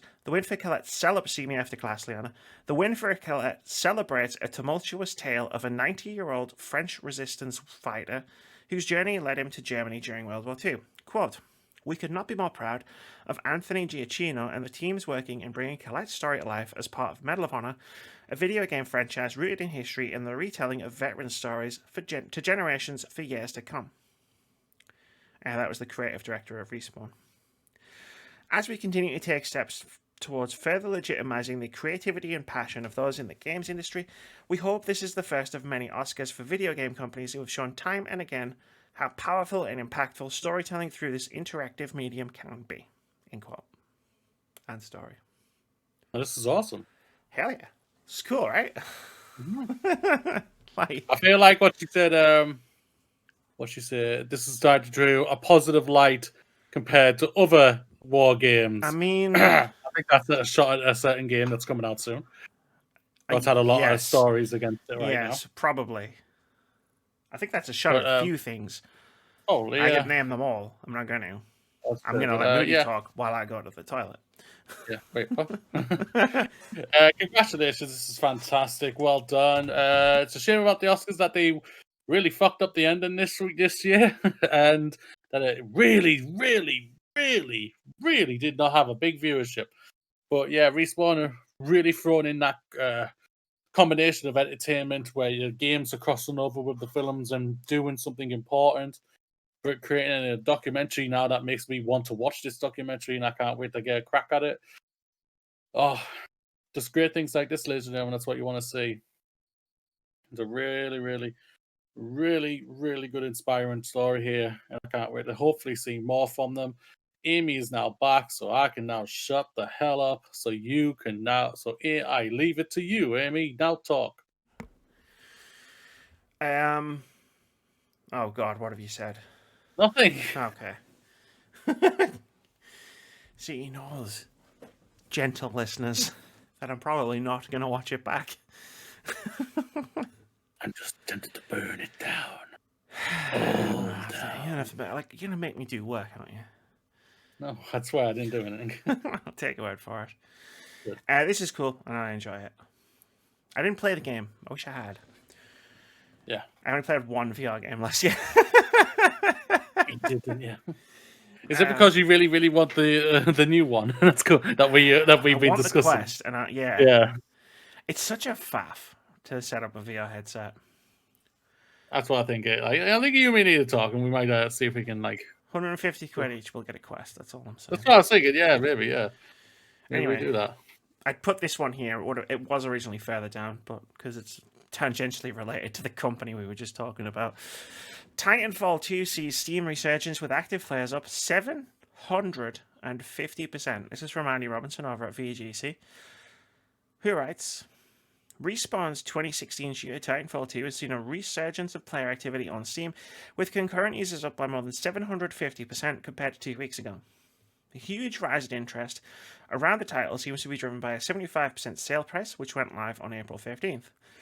According to SteamDB, the discount saw Titanfall 2's active player count jump 650% in 2 days. Shortly after, the game broke its all-time record player count at just under 17,000. Yeah, we don't really need to talk about any of that stuff. It got fucked over in 2017, but I feel like we've talked about that to death. You have, not I. I'm not the biggest fan of Titanfall. I've said that on many occasions. I think it's okay. I didn't think it was well beaten or anything like that. But yeah, congratulations again. I will always celebrate people loving a game, loving a piece of entertainment. And this obviously just worked for Amy. It's worked for other people. It's great to hear that this is happening and everything like that. Will Respawn listen that they might actually get Titanfall 3? Perhaps. I think because they're hinting at things, obviously that they're throwing robots in the Apex. No. I think they've probably had the discussions and it might happen, but they'll probably just say to EA, can we please put it in a better position this time compared to what sandwiching it in between Battlefield 1 and Call of Bloody Duty, please? No. Yes. No. I said on Twitter I wasn't going to get my hopes up for the Apex Legends update, but it was strongly implied that they were going to make it a thing, and it's like a halfway thing, and it's just no, I'm alright, thanks. It's not going to get me back to the game. If they had just added Titanfall 3, but the competitive multiplayer of what would be Titanfall 3 into Apex Legends, where different areas of the maps were the maps, whatever, you know what I mean? Maybe slightly redesigned because you've got to have Titans in there, right? That would get me back in a heartbeat. And I'm not saying I'll never play Apex Legends again. The base game is really good, but that would get me to drop Monster Hunter so quickly. I'd just be like, no, let's play Apex. No, let's play Apex. It'd be like last year all over again. Let's play Apex. But yeah, this is not the first time Titanfall 2 has seen a massive resurgence in players. I remember when Apex Legends came out. So this is cool and fun, and I like it. And the fact that this keeps happening should probably tell Respawn and EA that they might have something here. Well, that's the thing. I think Respawn want to do it, but I think EA employees aren't letting them because they went, wait, you want to do a Star Wars game? Or wait, Star Wars game sold? We want you to do a sequel for the Star Wars game right now. CSCP. Wait, you want to do Titanfall 3? How much did that sell? Star Wars outsold both of them. Bugger off. The Star Wars game was definitely being made by a different team to the Titanfall team. The Titanfall team made Apex Legends. I don't know. Like, I don't know. I think Respawn can just do whatever they want at this point. Like, not fully. I think they've got to continue making Apex, and I think they've got to make the sequel to Star Wars. But I feel like if they just decided to, like, peel off a part of a team to make another game, doesn't even have to be Titanfall, I don't think EA is going to go, no, you can't do that. I mean, every game that you've made for us has been a massive success apart from Titanfall 2, which wasn't necessarily Titanfall 2's fault. Like, you are our golden child right now. But no, we're not going to let you make another game. I think they'd be like, yeah, let's see if you can keep this train going. Choo choo. We're going to need to make some money. Loot boxes are going to get banned in a few years. Got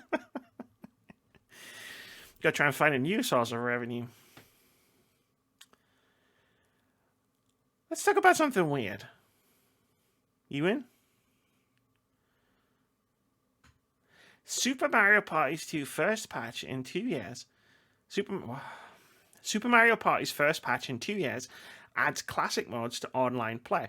This is from Austin Goslin over at Polygon. He writes, a new update to Super Mario Party, its first in 2 years, finally adds the main board game modes to its online options. The update went out on Tuesday, so you and your friends can now enjoy all the rage of Mario Party together from anywhere in the world. Of course, to play online, players must have a subscription to Nintendo Switch Online Premium service, but the update lets them play both the classic Mario Party and partner party mods online in Super Mario Party. That was a tongue twister. When playing online, players will have access to all 20 of Super Mario Party's characters, as well as all the game's maps, regardless of their progress toward unlocking them in the regular game. Players can start matches. Basically, sum it up.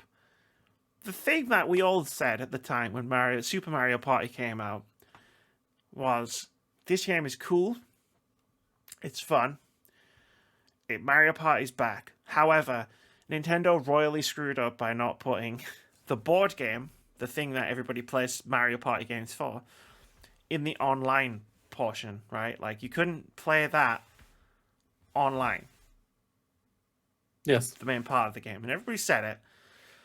And then it came and went, and Nintendo never did anything about it, so everybody just kind of stopped playing Super Mario Party. And now, 2 years later, here it is. Yeah. I don't know, like, there's late to the party, and then there's this.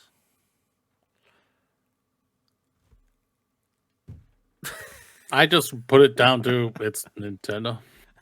Like, that's basically what it is. That's the gist of it at the end of the day. It's just Nintendo doing Nintendo shit. You know, like, there are certain games Nintendo releases where it's just like, if they would just fucking do it properly, these things could be bigger than they actually are. And this was one of them. My hope is that they're just testing this out, so, like, the next Mario Party game, which will probably come out within the next year, just has this from the beginning, because they realized it's like the 21st century. But we know Nintendo are never the best on when it comes to multiplayer, so yeah, but I'm not letting them off the hook just because historically they've been dumb. I'm not saying you're letting them off the hook. I don't let anyone off the hook. You should see my hooks. Mm-hmm. I actually have hooks. I don't believe. I do believe you.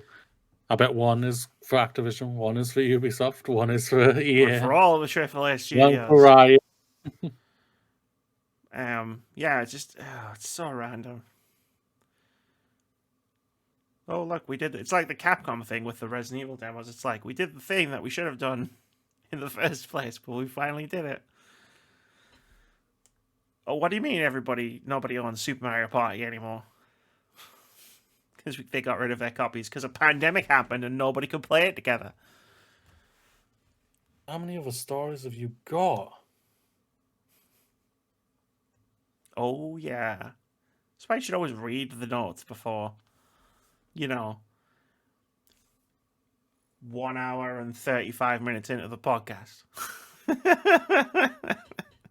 It's a little late. Sunless Skies Sovereign Edition is coming to consoles, to PSN more than anything else. It's a free update for PC owners like myself. It's coming to consoles for the first time. Get it, play it, love it. That's it. That's the tweet. I'm not saying anything. I've never played it. It's an amazing I've never game. even heard of it. I know, because you don't listen to the things that I say when I say them out loud. Yeah, I mean, I only started to listen to you a year ago, so that's all right. It hurts. It hurts. Play this game for charity on Twitch and everything.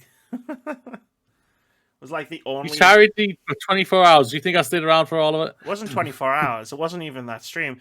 It was like one of the only content creator things I've ever done. Like, I got a code for it. And they did this this thing in partnership with Special Effect, where it was like every hour people streamed of the game on a specific day. A certain amount of money. They donate a certain amount of money, a Special Effect. So I streamed it for like 3 hours one night, and I had someone from Special Effect. It was the same person who sent the t-shirts. Was in chat. It was pretty cool. It was it's right here. It's right there. I can see it. It's been there. It's been there since like fucking February 2020. You don't need to order anything for this year. I know, right? Unless they say 2020 on it. No, they don't. It's just a Special Effect t-shirt. That's all right then. I'm hoping we can do a charity stream later in the year. As long as everything. Yeah, that's what I would say. I know it's a separate probably, but I would say when we probably in our own place, I think it will be best. Yeah, we'll see if everything gets fucked. Knockout City launches straight into Xbox Game Pass and EA Play. So what that means is isn't that the it's the dodgeball one? It's the dodgeball multiplayer game that we both said looked kind of interesting, but we probably wouldn't go out of our way to play it. So EA basically listened to us say that and said, well, what if we put it directly in your way, because they knew we had Game Pass and EA Play. Do we have to put up or shut up here? I don't know. I feel like we should try it, right? I feel like we have to, don't we? Like we did kind of admit it looked all right. Did I? I can't remember that. I remember. You don't remember anything he said. I mean, to be fair, I remember most. I don't remember most of the things I say on the podcast, but that's true. I do remember like reading this news story saying it did look interesting, but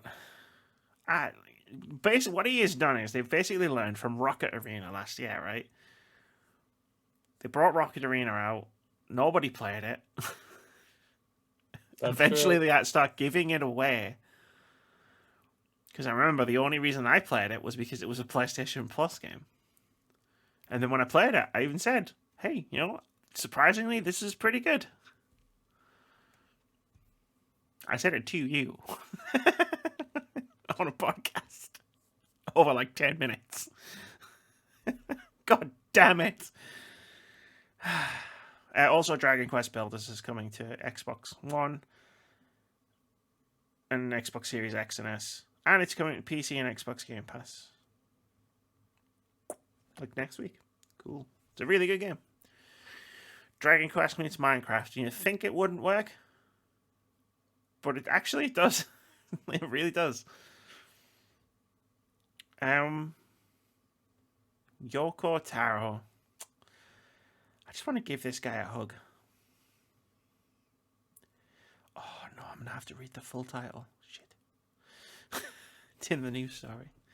Yoko Taro doubts Nier Replicant will sell very well because Automata was a fluke. This is from Andy Chuck over at PC Gamer, who writes, Nier Replicant version 1.22474487139 ... arrived last week, and we like it an awful lot, with some caveats. And then they talk about their 90% review that I'm not going to advertise here. One person who doesn't share that level of enthusiasm for the game is Yoko Taro, the creative director of the Nier games. In a message posted on the Square Enix website, he reminded everyone that Nier Replicant is just a version upgrade of the 2010 PS3 original, and predicted that it's not going to sell very well because none of his games ever do. Quote, "In recent years, when I have been around Square Enix, they always give off this palpable aura of enthusiasm as if to say, look, Nier Automata, the previous thing I made, did well, so Nier Replicant will also sell now." Excuse me. "I would like to take this opportunity to tell Square Enix to take a good hard look at reality. Only the names are similar and the content of the two games is completely different, so it's not really going to sell all that well now, is it, lads? I mean, come on, I made it. Automata selling was a fluke, and all my other stuff has hardly sold anything worthy of note. If you really do go ahead and manufacture all these discs and then store them in a big pile in a warehouse somewhere, the only thing we can do with that will be to have a good game of Frisbee. Although, I mean, that does sound like fun and all." End quote. It's an unusual attitude for a creative director to take about his own game, but Yoko Taro is pretty well known as a bit of a strange fellow. There's even a book about him published in 2019 called The Strange Works of Yoko Taro. But his partner on the project, producer Yusuke Saito, shared some doubts of his own, although at least he has a backup plan. Quote, "Nier Automata's big success was honestly somewhat of a miracle, so I don't think we will be selling quite that much. However, if you don't shift a certain amount, then Mr. Yoko and myself will be forced to travel the world selling the game out the back of a van. Ah, and Mr. Okabe will have to come along too. So now you know this, please keep on supporting the Nier series. Please. Anything but the van." End quote. I just want to hug him. I really do. Like, you know? Yes, I mean, guess. He's not wrong. Replicant's probably not going to sell Automata numbers. But, like, they're such special games, and I wish you'd, like, I do wish more which people you would buy them. confused the shit out of me with me. I do wish more people would buy them because they're just fucking amazing. And, like, I don't know when we last talked about this, but it couldn't have been that long ago. Like, they're such a fucking antidote to, like, the standard AAA game nonsense that is wearing me down recently. Like, they're so different and unique and creative and imaginative. And Yoko Taro is like a moon. Like, I love him. I do. And I don't want him to end up having to drive around the world in a van. Although if he did, I might be able to meet him. So that'd be fun. But yeah, like the next story, basically, the title is Yoko Taro is working on a new game that he has no idea how to explain or sell. Which, I mean, have you tried to sell a Nier game to somebody? Like, We obviously did because he sold two of the buggers. Like, it's difficult. It is difficult, but that's what makes them so special. Like, and I don't know, like, I think they deserve more than they get in terms of how well-loved they are, but that's just me, and that's because I love them. Automata, I'll hold my hands up and say it was the first one I played. Like, I never played the previous Nier games or the Drakengard franchise, but, like, as soon as I played Nier Automata, I was just like, this is the fucking shit. This is amazing. I can't believe this is the first one I've ever played. Yeah. I am gonna give it a try. Like I say, I'm off for the next 4 days and everything. If I get my stuff done that I want to get done, I might give it a try before Resi 8. I won't lie, I probably won't be long with Resi 8 because I'll smash it out fast as I can. Because knowing the week after that is Mass Effect. Yeah, you've got Mass Effect time, and I'm doing it because that's how I play Resident Evil games. And I've also got it's 100%. It's a really busy few weeks, like, and everybody's going to prioritize games differently. And hey, Nier Replicant ain't going nowhere. Like, that's the thing I think people sometimes forget about video games is, like, Oh yeah, they're not going like anywhere, right? Like it's I've still got going to be Monster Hunter in here with Bravely Default. it's still going to be It's just as there. good if you pick it up in 3 months as Yeah, it is now. And like, you know, the games industry does a lot to try and pressure you into like playing doing their it. games immediately. But Yeah, hey, I'm here to tell you, you don't have to do that. yeah, You have because we're my gonna. permission. You have Yeah, our but there's permission. something. Yeah, like I said, we're going to be having an announcement later on shortly, and Yeah, that kind of which ties into leads that. into that, I think, as I well. think that So leads into part of that. But like, I've played about 16 hours of Nier Replicant this week. I'm gonna get into it in the podcast where we talk about Nier Replicant, obviously. I love it. It definitely feels like it came like even though it's a remake of the previous. It definitely feels like it came out before Automata, if that makes sense. So I don't think I love it as much as Automata, but as we talked about, I need to play all the way through it because it's just that kind of game. Like if I had played Nier Automata and stopped at the first ending, I would have been like, yeah, it was all right, fine. Ending was a bit disappointing, and so you know the best is yet to come for me playing Nier Replicant. And that's just how Nier games work, because they're fucking geniuses made by a genius. you're not wrong. And that is a hill I will die on.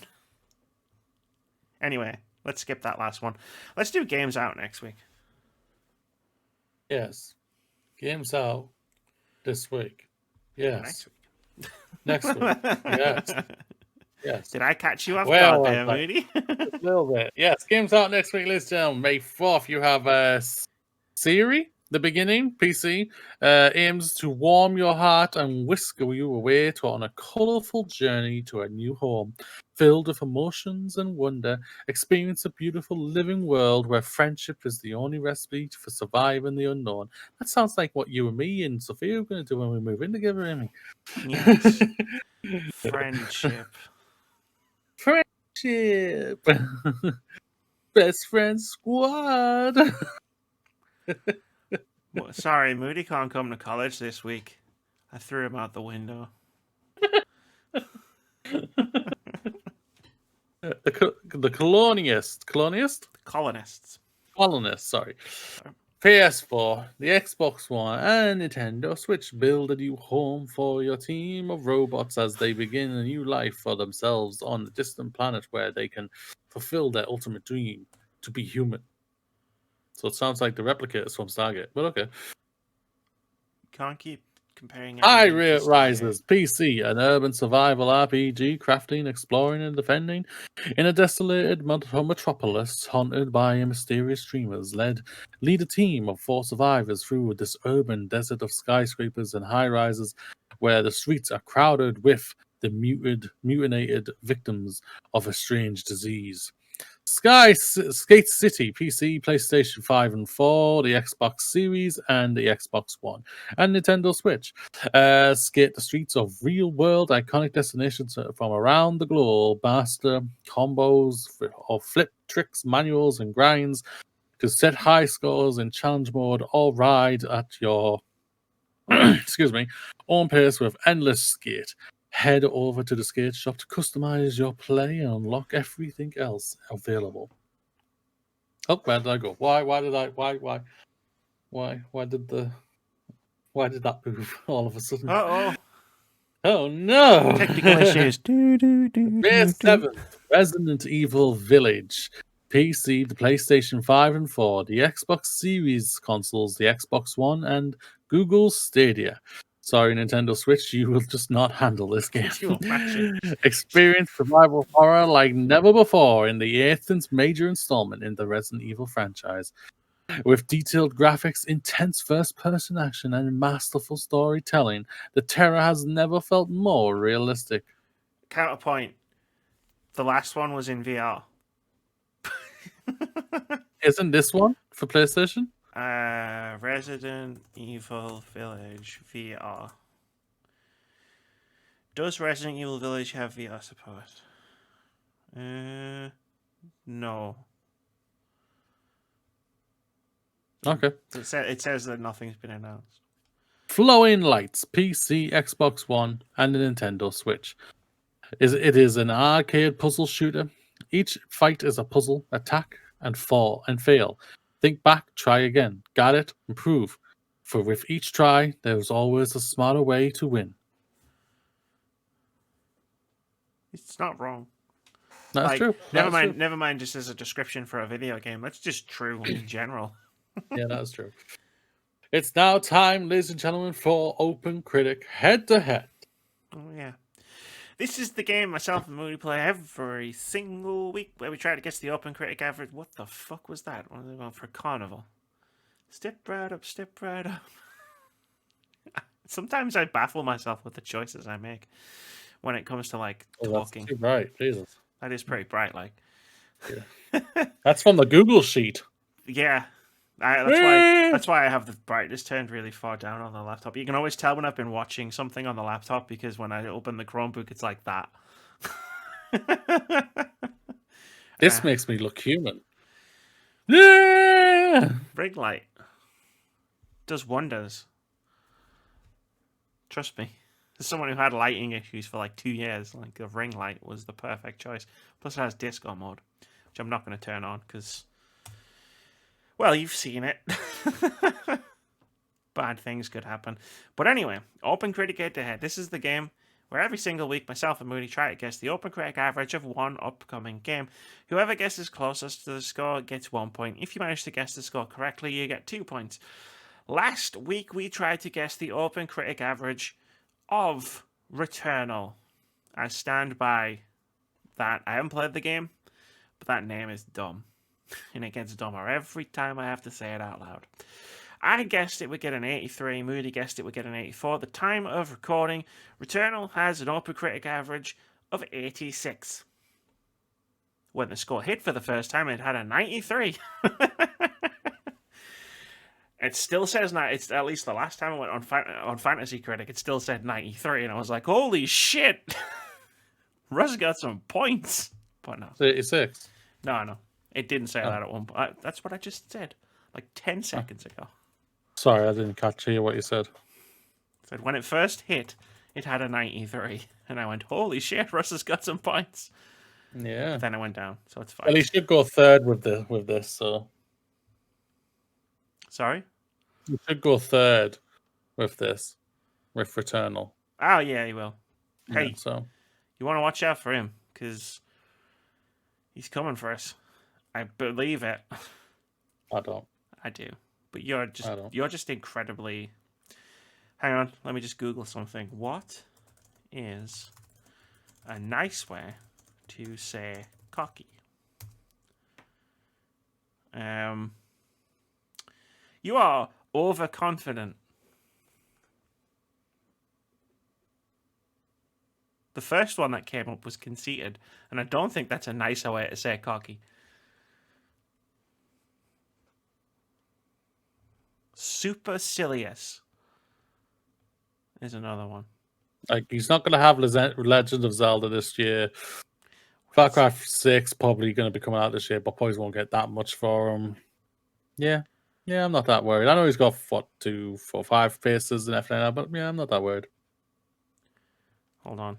Let me go back to what that page was just on. Lofty.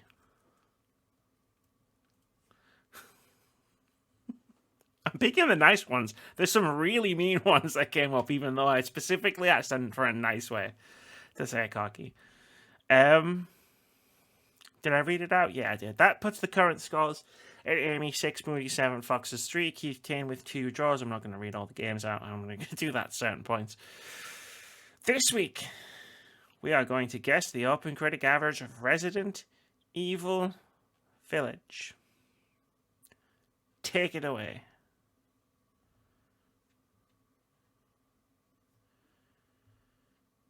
I believe Resident Evil Village Oh, there's more. will get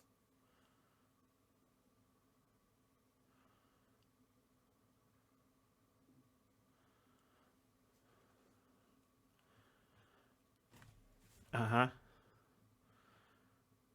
80. Uh-huh.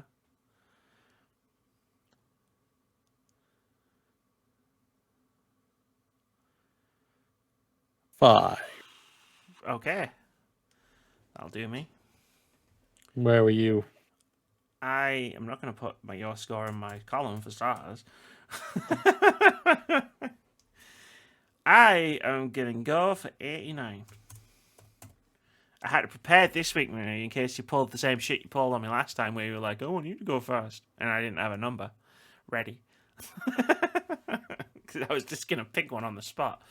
This time, I was like, I'm 89. That's where I'm going to go. And then you went 80, and I was like, he's going to say my number. He's going to say my number. But you didn't, so it's fine. 89. That's what I was going to say. I'm a dreamer. What can I say? I'm a believer. I couldn't leave her if I tried. I don't remember the melody of that. I was going to break into the whole song, but that's literally all I can remember of it. I believe her, I couldn't leave her if... I thought love was only true in fairy tales. Meant for someone else, but not for me. Love was out to get... Is it weird that I'm picturing Shrek? As I'm singing it, all I can picture is Shrek. Love was out to get me. That's the way it seems. Like Eddie Murphy singing this song as far as I'm concerned. Oh, ladies and gentlemen, breaking story right off the bottom, right off the back. Last 20... Literally, I'm guessing it's been announced on the PlayStation conference thingy. Among Us is coming to the PlayStation. Exclusive Ratchet and Clank skins, hats and pets, cross-play and online multiplayer. I'm a believer, I couldn't leave her. Later this year. Ooh. It's already on Xbox. Just whack it on there now, man. Come on. Can I ask, what was the logic, right? And I get it. You want to sell Ratchet and Clank. Returnal comes out tomorrow. Could you not have done a state of play for Returnal? And then maybe done the Ratchet and Clank one a little bit later? No, clearly. Like...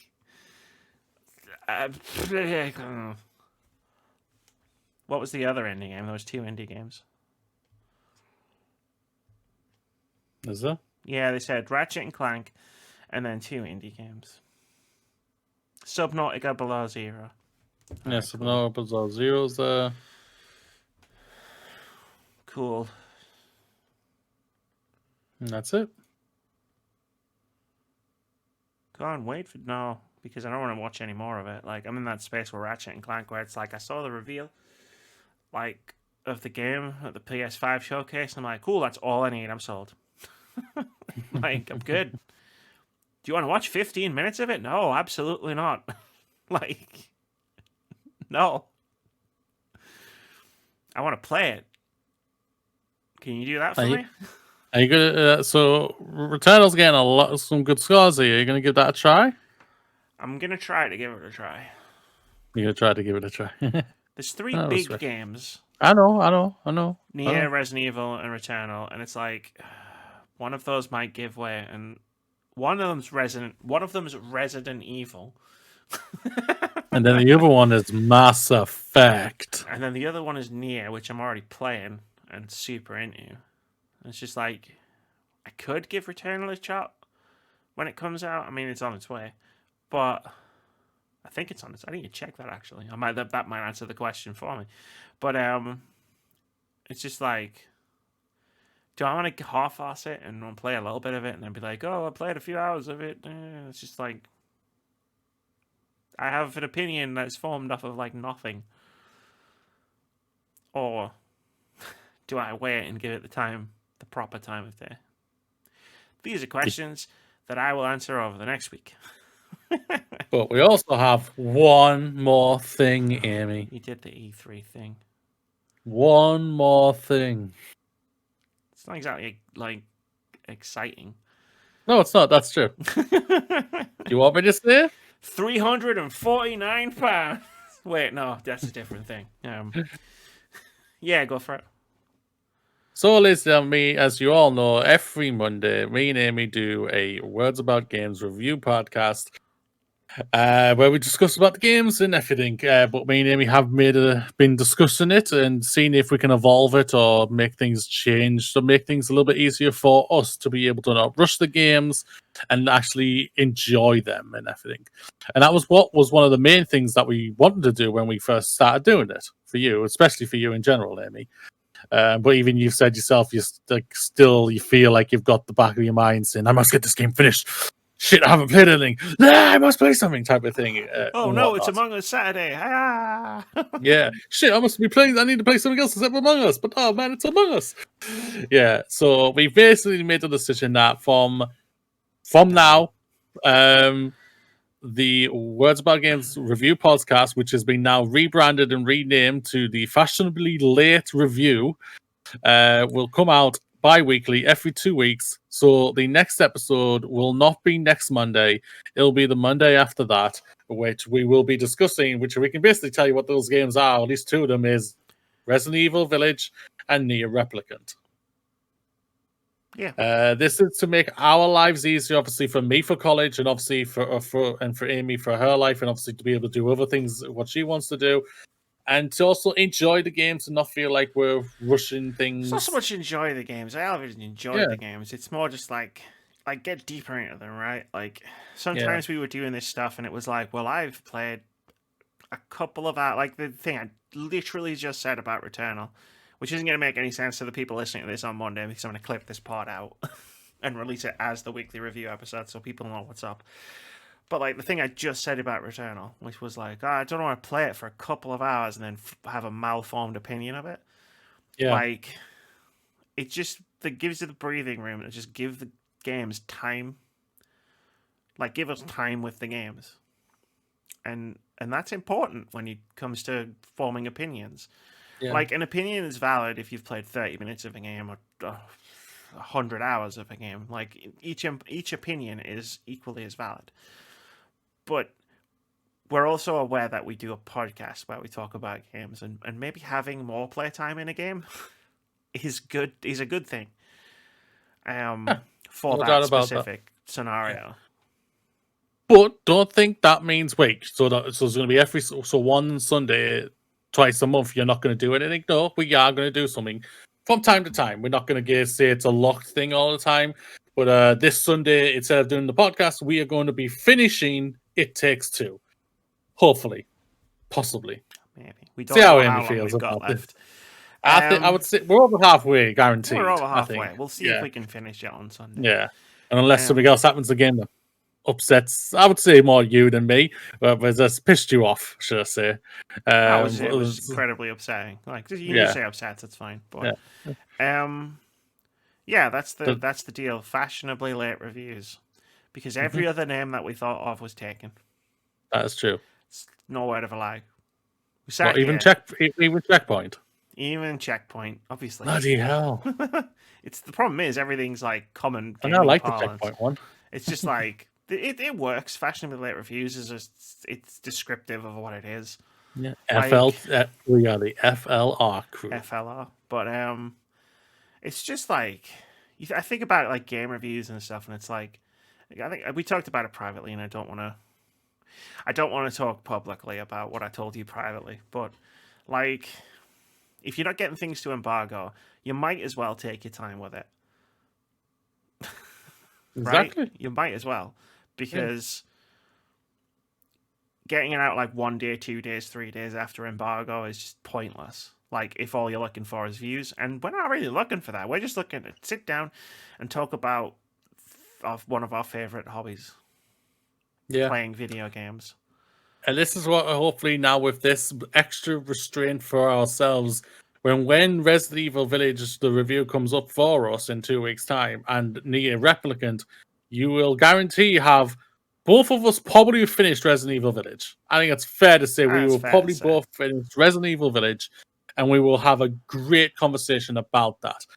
Hopefully, Amy's probably would have even finished Nier, knowing her, and hopefully I would have started it and got into it and everything. And if not, I'll also give you a reason why it just didn't click for me or something like that. That's how we want to go. We don't want to rush these things because, like, we thought we had the balance right. It obviously hasn't. We've now fine tuned it again to meet our needs. Yeah. Because that's what it is. So I mean, this is what we said because the review podcast and was a big change, like from the way I was doing things before, and it became like a collaborative thing. And for the last few months of 2020 and 2019, like it was just those two things and nothing else while we found the balance of that. And I always said I'm gonna slowly start switching other things on, which I've been doing. Yeah. But also like if we need to change something, we're just gonna change it. Mm-hmm. And I messaged Moody and I said, "Yo, I think we need to change this." And we talked about it. Like I had said to you, like when I messaged you, like this isn't set in stone. I don't know if this is the best idea yet. And then we talked it through, and then it was like, yeah, this is actually probably the best idea.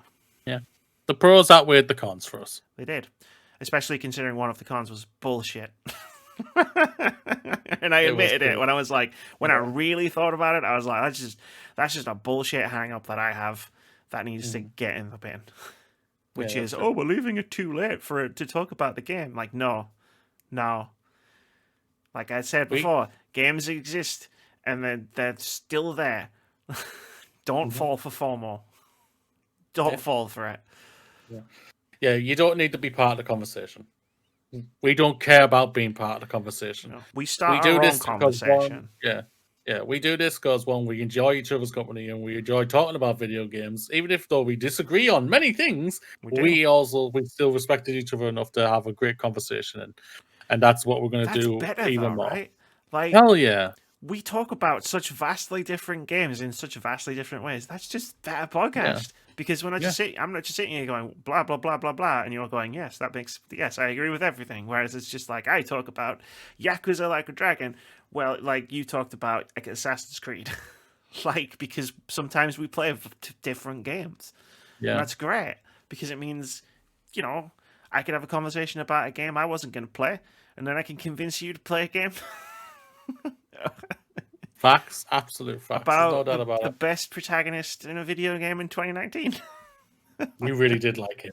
He did. He was funny. He was cool. I won't lie, for that game, I'm waiting for that to go to Game Pass, and I'm going to whack that on. Hopefully PC Game Pass as well. Xbox, please, come on. And then just whack that on, maybe play that again. I never smash that game to pieces at some point. But that's going to do it for this podcast. And this is also, I guess, the last ever episode of the weekly review. It's fine, though, because next week you're going to get your first Fashionably Late review. It's probably going to be a longer episode because we're going to be talking more in depth about more things. Mm-hmm. And it's going to be I'm hosting, baby. And Moody's hosting. That should have been the one more thing. Oh, yeah, one more thing. Moody's the host now. The postscripts. I'm hosting. I have the power, kind of. Yeah, almost. Pretty much. I mean, I still have to edit. You still run the button. Press the button if you want to play this. Yeah, it's like, oops, I stopped recording. Sorry. No, Moody will be hosting Fashionably Late reviews, and I will merely be a guest on that podcast, or the co-host, I guess. And we'll try and double down on getting other people involved. The trouble is, no one really plays games like us. That's the thing about it, yeah. People are smart now. They wait for sales. They don't buy the hype. That's true. Well, I think we know we're gonna have probably our friend Fox's for when Aliens comes out. Mm-hmm. Hopefully, when it says summer, doesn't it? So summer, whenever that is. Like there'll be things that we have. There'll be things where we have built-in guests to come on, and I'll always be keeping an eye out on what people are playing, and I'll just like sort of slide into their DMs and just be like, yo, I see you playing. that. Do you want to come on a podcast? Like, I'll a podcast talk about it. Yeah. And then I'm sure you can do the same. Yeah. It's people we can chat to. But that's going to do it. We need to wrap this shit up. Yeah. This announcement has taken the podcast way over. And you had 3 other stories that you had to keep in instead of just skipping over them. Listen. This isn't your podcast. This is my podcast. You got your podcast, right? When you do your podcast, you can do whatever you want to do. Can I really? within reason. We'll talk about it at your next quarterly review. Wait, there's a quarterly review? Yeah, I don't deal with you in the room though.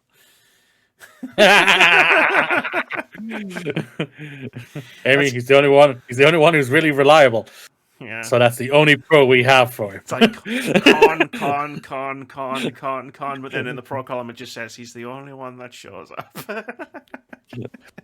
He has one massive pro and the rest are cons. That is obviously not the case, but we really need to go. So, bye, everybody. see you later.